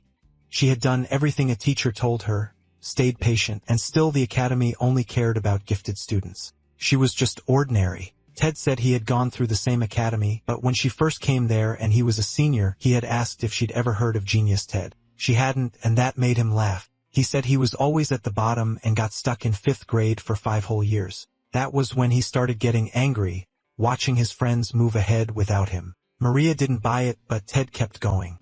He said even the principal had caught him once and chewed him out after he got into a fight. Ted hadn't wanted to explain himself, but the headmaster told him a wizard should never compare himself to others. A wizard has to erase his ego and focus on himself. Only then can he truly move forward. If he keeps running while looking back at everyone else, he'll lose his way. At that same moment, Mark looked ahead and saw the path was blocked. Right away, he realized flying in had been a mistake. He thought he was about to die and started screaming for help. Watching him fall, the others shut their eyes, then our hero swooped in from above and caught him. Everyone saw him save Mark. They were stunned. He had just rescued his own rival. Winning should have come first, yet our hero chose something else. Even while being carried, Mark kept yelling for help. Our hero told him to be quiet. He needed to think. From what he understood, these traps formed a kind of maze, and the only way out was to study the pattern from a distance. He rose to get a better look, but the trap followed him. The other students noticed that too, so he realized going higher was pointless and dropped back down instead. The students saw that as well, and they were still amazed he had managed this much alone. Had they all judged him wrong? Then the whole crowd started cheering him on, and Serial could hardly believe what she was seeing. Amy understood it. Now Sharon wasn't studying just to pass tests. He wanted to understand magic itself. At the same time, Ted told Maria that competition was only meant to help people reach the goal faster. Going slowly was fine too. Once they crossed the finish line, they were still magicians. Maria broke down in tears, realizing it wasn't over, and Ted would stand by her. After seeing everything, the principal ordered the exam to continue and said he'd take full responsibility. Our hero focused harder and realized the trap moved like it was alive. The pattern was too chaotic to predict, and carrying Mark only made things worse. Mark was still screaming the whole time. Ignoring him, our hero knew he had to feel the structure of the whole thing.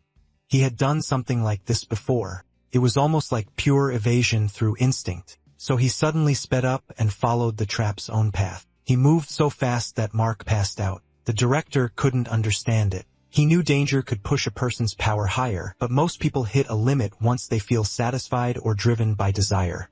In our hero, he sensed neither. Did that mean he had no limit at all? Another teacher noticed something even stranger. Our hero wasn't focusing on any one thing. His mind was empty with no extra thoughts, and the density of his zone was nearly 99.9%. In that trance-like state, he could even calculate his own movement. The teacher knew Sharon was talented, but this time he was in real danger. Still, our hero thought only about breaking through the labyrinth. The gaps between obstacles were under 1 meter, and he knew he couldn't teleport 10 full meters at once. So he split the distance into tiny parts, calculating each move in an instant and blinking forward like lightning. Then another obstacle appeared in front of him, one he knew he couldn't simply dodge. The opening was too small, so he chose to force his way through and break past it. No one understood what he was doing. Only one student tried to explain. If you divide a circle into enough parts, it becomes an endless straight line, then split the distance down to thousands.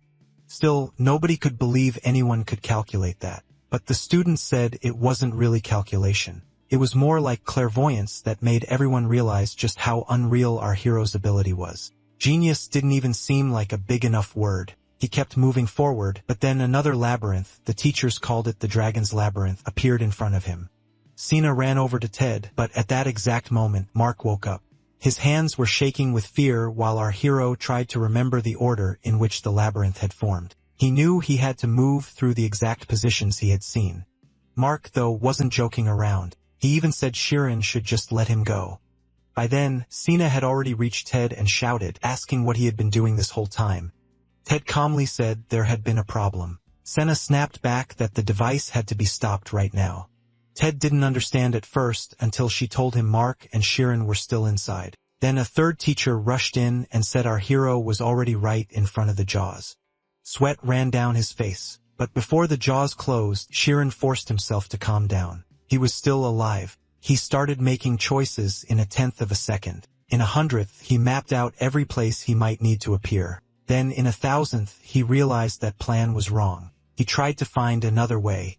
But the next instant, the jaws had already shut. Everyone thought our hero had died. They couldn't bear to watch.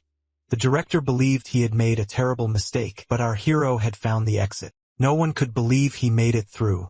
They stared at him like he was a ghost. Even our hero wasn't sure what had happened. He didn't know if he'd really found the way out because he could barely remember any of it. At the same time, Ted shut the system down and reset it to level 0. The students kept staring, unable to understand how our hero had cleared level 10. That stage was meant for advanced students, basically professionals. And after all that, he didn't cry or brag. He just admitted he honestly thought he was going to die. Carl rubbed it in Amy's face, saying our hero really made it through. But Amy just thought he looked kinda cool. People who survive by giving everything they have don't usually show off after. Soon, everyone crowded around our hero, calling him amazing. They shouted that he had cleared something 2 classes above his level. The 6th years were definitely going to be jealous. When Sina arrived with Ted, she could hardly believe it either, that our hero had actually made it. Ted asked her to understand that he had done all he could, but Sina yelled that he hadn't done anything at all. Still, she pointed out that both racers finished at the same time, so the principal needed to decide who really won. The director, though, was lost in thought. Did the result even matter now? More than anything, he was grateful to our hero for showing him a light he hadn't seen in a long time. Tion looked at the headmaster and remembered that the Milch family was known for photon and light magic, honored even by the royal family. But the greed rising in him again came from only one thing, Chiron's incredible talent. Tion stepped closer and said maybe someone had finally appeared to spark a new fire in their academy. The headmaster was just as moved by the performance. Watching our hero had stirred old memories in him. Back then, he had been unbelievably greedy and never believed in fate. It had been far too long since his heart had pounded like this. Then the director stepped out before the students and announced that only one person would pass. He asked them to applaud the one who gave them courage and might one day lead the world. The student who passed the test was our hero. At that moment, Mark was back on his feet, and everyone expected him to demand a review since he and Sharon had arrived together. Mark couldn't understand it. He had seen for himself that Sharon was a real genius. He walked up to Sharon, admitted he had been wrong the whole time, and asked for forgiveness. As a mage, he also confessed his part in what happened. Sharon looked at him and said he should take whatever punishment he thought was right. Everyone thought Sharon looked scary then, but really, he was just exhausted. All he wanted was to sleep. Serial and Amy were about to leave, and Amy felt this wasn't the right time to approach him. He had already proved everything. But then Sharon noticed Amy, not fully thinking straight. He called out that he had proved himself and said he'd catch up with her later. That made everyone jealous of Amy, and she turned red. But there was one more problem. Sharon remembered nothing. When he woke up, his memory was gone. After that, he was moved up to the 5th grade. Even so, the teachers still wondered how he made it through the labyrinth. Did the dragon maze somehow let him pass? Then the students and teachers were called to a council. A lot of them spoke against Maria's punishment, but the other kids quickly admitted they were guilty too and confessed everything they had done to stop Sharon's exam. The case became much more serious. Still, Maria said she would keep her promise and take full responsibility. One teacher said he felt sorry for her because of her bad situation. And even if she hadn't acted with the goal of hurting anyone, the headmaster knew the school rules still required punishment. Sharon then said he should be punished too because he ignored the order to stop the exam and entered the maze anyway. He also kept going through dangerous ground and brought Mark along with him, even if he felt he had no other choice. The principal and the others never thought they'd see something like this at the school. Kids who had been blinded by rivalry, pride, and envy were now admitting their mistakes themselves, trying to become better magicians. It was the very lesson the principal had wanted the teachers to pass on. When the final decision was announced, many people broke down and cried. Maria especially couldn't hold it in. To many of the teachers, this was even more shocking than everything before because a ruling like this had never happened. In the end, everyone involved was punished. Mark and Maria were suspended for 2 months, while the other students got 1 month. Even Sharon was punished. He had to write a letter of remorse for rushing into the maze after seeing the exam had already failed. Sharon understood why he did it. He simply didn't want to lose, and even without remembering it clearly, he knew he had been set on clearing the maze. His teacher realized he was far more aggressive than he looked. Even though he seemed gentle on the outside, that wasn't the whole truth. While Sharon slept, he had a nightmare about the maze and all the eyes staring at him, like everything was chasing him. Then he heard piano music and suddenly woke up. It was morning, so he figured he should hurry to class. Later, he picked some apples and brought some to Amy too. But after looking at her notes, she got flustered and ran off. A month later, people's attitude towards Sharon had changed. Amy still acted like she was ignoring him though, and even her friend wondered if they were really dating. She explained that Amy wanted to become a military officer because her specialty was precision shooting, and people with that skill were often sent on recon missions. That word, specialty, mattered a lot in 5th grade. From then on, students had to think of magic as their future job. Being the best at one thing made you more valuable, so people usually didn't look down on someone just for weak grades. While Sharon was thinking about that, Naughty came over. His grades were average, but he was lively and could use lightning magic. As they talked, 2 intimidating students walked up. Sharon thought they wanted to discuss some hard subject, but instead they asked which teacher he liked better, Senna or Ophelia. It was such a weird question that Sharon figured people weren't avoiding him anymore. Nate asked if they really thought that was a hard one. Sharon was ready to agree it was a dumb question, but Nate quickly took Sane aside. The 3 of them started listing each teacher's good and bad points, and Sharon suddenly realized these were just normal school kids messing around. Then they asked for his answer too.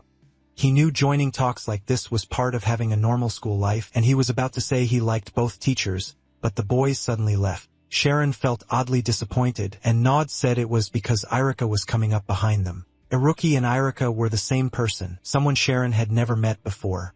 Iruki introduced himself as a 5th grade outcast, and Sharon realized it was the same voice that had guided him before, so he grabbed his hand and thanked him right away. Iruki only replied that he had expected someone more interesting.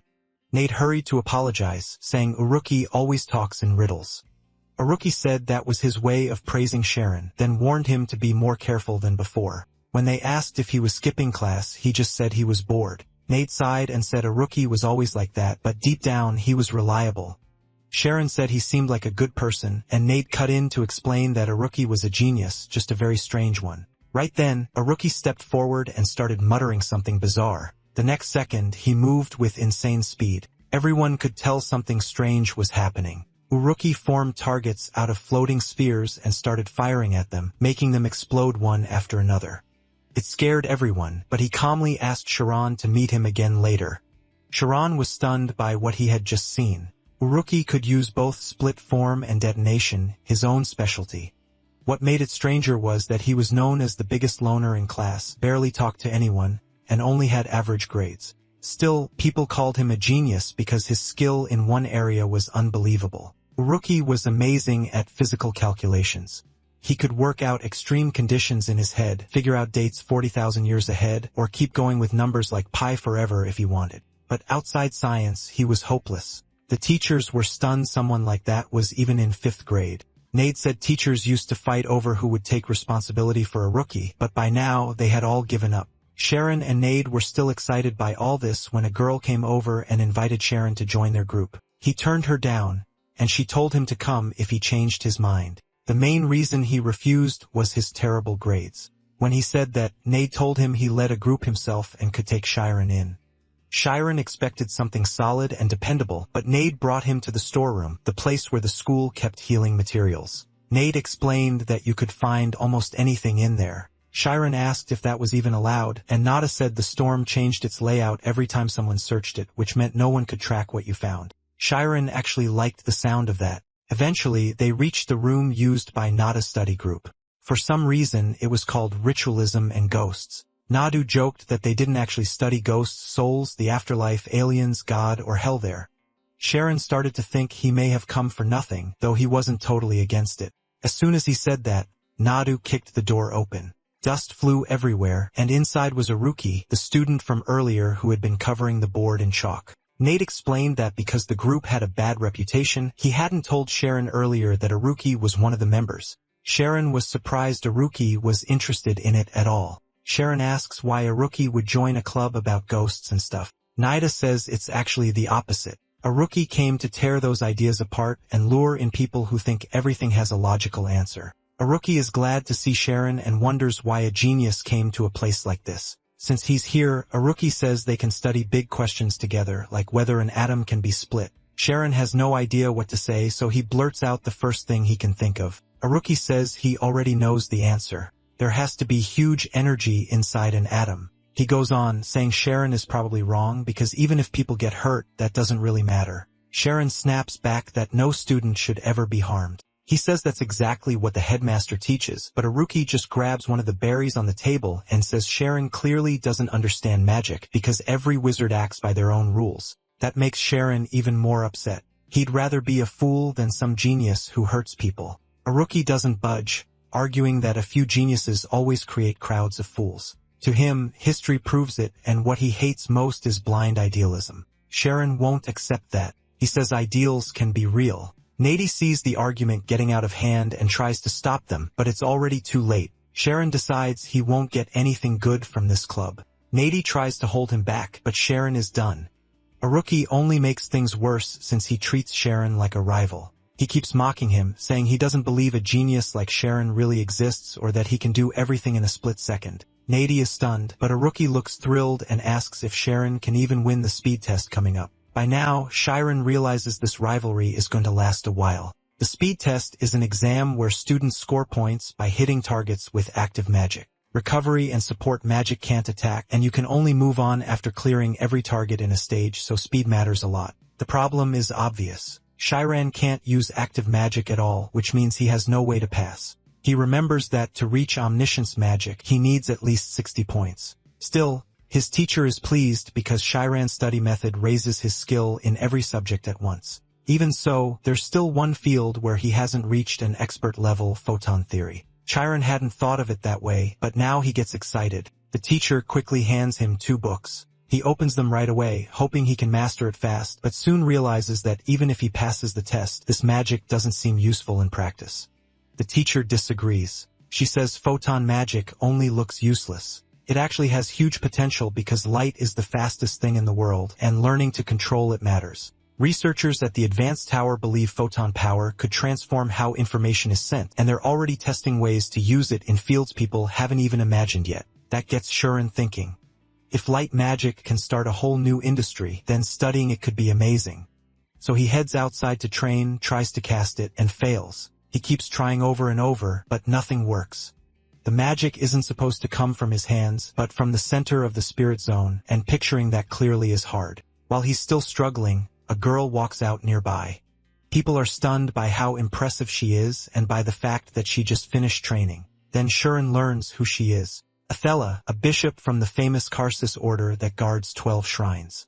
She's known for incredible mental strength. The students get excited that they'll be training under her, while Shiran is surprised someone like that is teaching them at all. Yahello already knows today's lesson will be strengthening omnipotence, so she brings in an upperclassman to demonstrate. A senior named Samuel steps out, and his specialty is word magic. A lot of students don't like him, but that doesn't matter. He activates a spell called Tornado.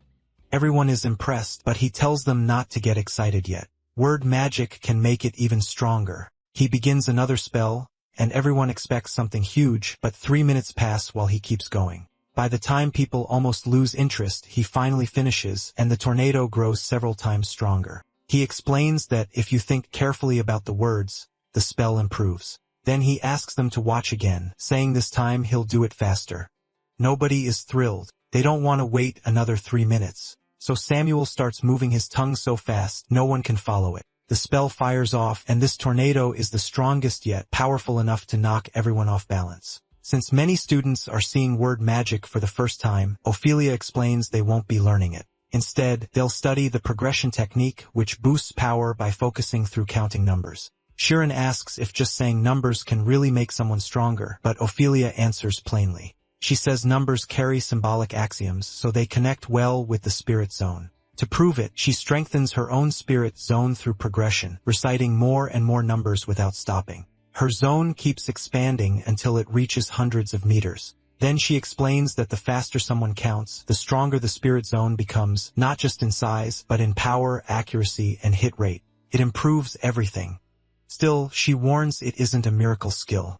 If someone lacks the brains for it, it won't work. Chiron understands right away and starts practicing. In 1 minute, he counts to 1,000, then wonders what would happen if he used his zone to count much faster. The moment that idea hits him, he activates a photon burst. He does it so smoothly that no one even understands what they just saw. Then it clicks. Was that really photon activation? Did someone just learn that level of magic before the exam? Othello notices Chiron's success immediately and walks over. She asks if he's ready, and if he is, he should train in another area. Once Chiron enters the training zone, he's told to call up targets. He quickly figures out what to do. First, strengthen the spirit zone, then use progression to support everything else and summon the targets. The instant they appear, he puts all his training to work. The targets shatter in seconds, and everyone is stunned by how fast he is. Othello realizes Chiron has built his own version of progression, mixing numbers with large units and processing them through an information-based modular method. To her, it's like he crossed a barrier no one else could. His growth speed is unbelievable. When the test ends, the scoreboard shows that Chiron hit 342 targets with amazing accuracy. Some students even start thinking about switching to photon magic. Nate is shocked too because Chiron couldn't use magic at all before, and now he's pulling scores like this. Uruki is the only one who calls it pathetic, so he decides to take the test himself. Othello doesn't want to let him at first because he's a troublemaker, and Sharon already knows he doesn't want another clash with someone who thinks like a rookie. But before long, a rookie is already in the middle of the hall, casting. At that moment, everyone starts to think Sharon might actually lose his score. Then Sharon realizes a rookie is predicting the target's paths with motion equations, though it still feels impossible. Uruki counts to 1 million in a single minute. No one can believe this jerk was hiding that kind of skill. Instead of celebrating, Uruki walks straight to Uruki and asks if he's shocked, because if he is, that just makes him look pathetic. Shiran is stunned by the insult, while Tom just wants to know how Uruki counted to 1 million. With everyone staring, Uruki shrugs it off. He says it was simple. He just used a log system. That shocks everyone, because counting by logs means you can feel even insanely large numbers almost naturally. But using that inside the progression method, where all you do is count numbers, should make things even harder. It's basically another savant-type skill. Uruki asks Chiron if he really thinks he can beat him, but Chiron answers that winning isn't the point. He's only focused on one thing, the exam. Rookie doesn't buy it at all. To him, that's just what weak people say. He shouldn't act tough either because Rookie isn't built for that. At the same time, Sharon realized something. If he won this contest, then his answer would be the right one. Rookie backed that up, saying genius Sharon could count at a level close to his own. Everyone found the match exciting because your score came from how many targets you hit within the time limit. Each level spawned more targets, and if you failed even one stage, you couldn't move on. On top of that, the targets got faster every level. So if you didn't clear them fast enough, your score would fall apart. Sharon figured that to reach 700 points, he couldn't miss it all and had to get to level 30 in 1 minute, about 5 seconds per stage. With that in mind, he kept pushing himself. After just 1 week, he had raised his score by 200 points. Everyone knew his attack speed was amazing, but Irika was still ahead. Worse, Irika kept beating him by exactly 1 point every single day. It felt like a message that he still wasn't even trying and could crush Shiren anytime. Naturally, everyone kept talking about both Irika and Shiren.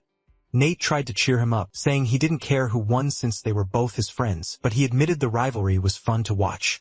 He even thought they might both break the academy record. Shiren asked who held it, and Nate had said it was his girlfriend, Amy, with 987 points. Then we cut back to her. From her talk with a friend, it was clear the senior year was brutal. Amy said they were testing every bit of knowledge she had. Still, after calming down, she added that the 5th year level was nothing compared to graduation, so her friend would be fine. Then Amy asked how Sharon was doing, and her friend was stunned since those two barely ever met. Still, she filled her in on his progress. Hearing that, Amy realized Aruki had probably messed with her back in 5th grade too, acting perfect, ignoring people's feelings, then using those feelings against them when pushed. Her friend said she should help her boyfriend, but Amy calmly answered that Sharon would handle it himself. While they talked, more and more people watched as Sharon finally broke 700 points. No one thought he could reach that in only 2 weeks. Aruki just kept smiling, while Amy said that if she kept competing with him, even she would lose despite holding the record. Then Aruki beat Sharon's score again. And for the first time, Sharon started to think he might not win. That evening, he sat alone in his room, thinking about the exam coming in 3 days. No matter what he tried, he still couldn't pass Aruki. Was this where he gave up? But then he remembered everything that had happened and chose to believe again. Part of him even admitted Aruki was right. He simply couldn't quit now. To beat him, he had to go past numbers. So what were numbers really? What was the progression method at its core? He realized plain numbers meant nothing. If he stayed trapped in thought, he'd never see further. He had to feel it instead. How far could counting go? What came after the limit? He kept counting until something pulled him in. When he came back, 40 hours had passed and test day had arrived. The room was packed. Even seniors came. Everyone was tense because the real highlight was Aruka versus Sharon. People were betting. Others were nervous. And soon it was time for Team 20, Sharon and Aruki. The hall went silent. Even Node, the teacher, could tell the crowd had come for these two. The moment the test started, both of them tore through targets at crazy speed. Most people were focused on Aruka's score, but Sharon's friend noticed Sharon was actually a little ahead. At first, everyone thought Aruka was playing around again, but he knew that wasn't true. This time, he was going all out. So what had Sharon done in those last 3 days? The teacher understood it right away. The first time down a path feels long, but once it's opened, you can move much faster. That applied to scores too, and Sharon had clearly gone somewhere far beyond normal. He was insane. Sharon kept firing photons without slowing down, and the teacher saw the flaw in his strategy. He couldn't afford even a second of distraction. The crowd went wild as the pace kept rising, and even Aruka decided to use his brain's full power. That was when everyone noticed he had 2 zones. Even the teacher was stunned. How could anyone think and calculate that fast? Most people thought it was over. Amy had been right. Sharon was just unlucky. Sharon felt it too. Had he really hit his limit? Was there nothing more he could do?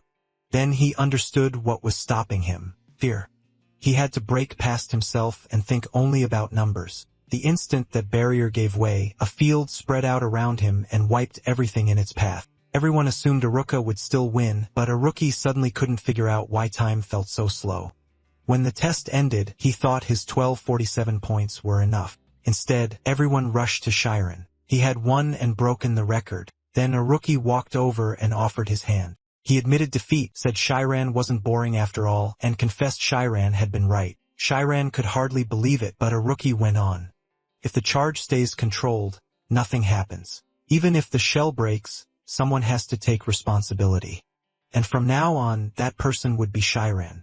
Around them, people kept repeating Irika's strange words about charges and control. Still, every particle has an opposite. So what was Shiren's opposite? Fear or strength? If anyone could stop a force like Iruki, it had to be him. Shiren believed him too because he could see the fear in Iruki's eyes, so he shook his hand and promised to stop him if his power ever grew too far. After that, Nade came over to celebrate with his friends, but the teacher soon pulled Shiren aside. She asked if he understood where he had gone. That place, she said, was dangerous. If you entered it, you could lose yourself. Some people called that state nirvana. Everyone knew a person could reach infinity, but those who reached it could also become nothing. Among it all, Shiren had seen a giant void pulling him in.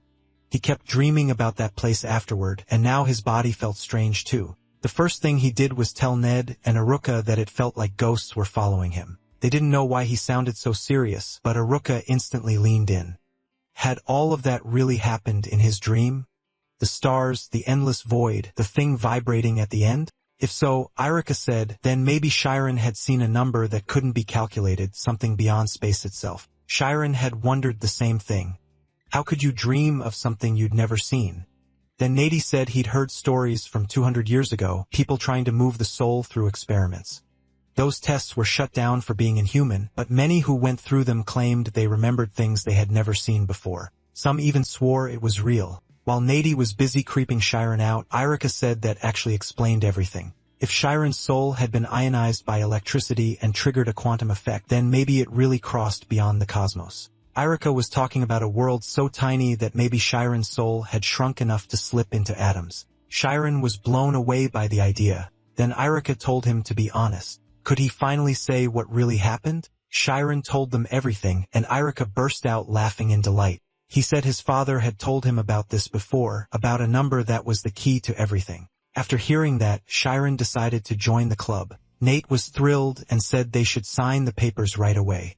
They planned to finish the paperwork in the cafeteria. No one expected Shiren to join their group or any club at all, but somehow the most dangerous teacher heard about it, and that's where this part ends. If you made it this far, please subscribe and leave a comment. See you in the next video.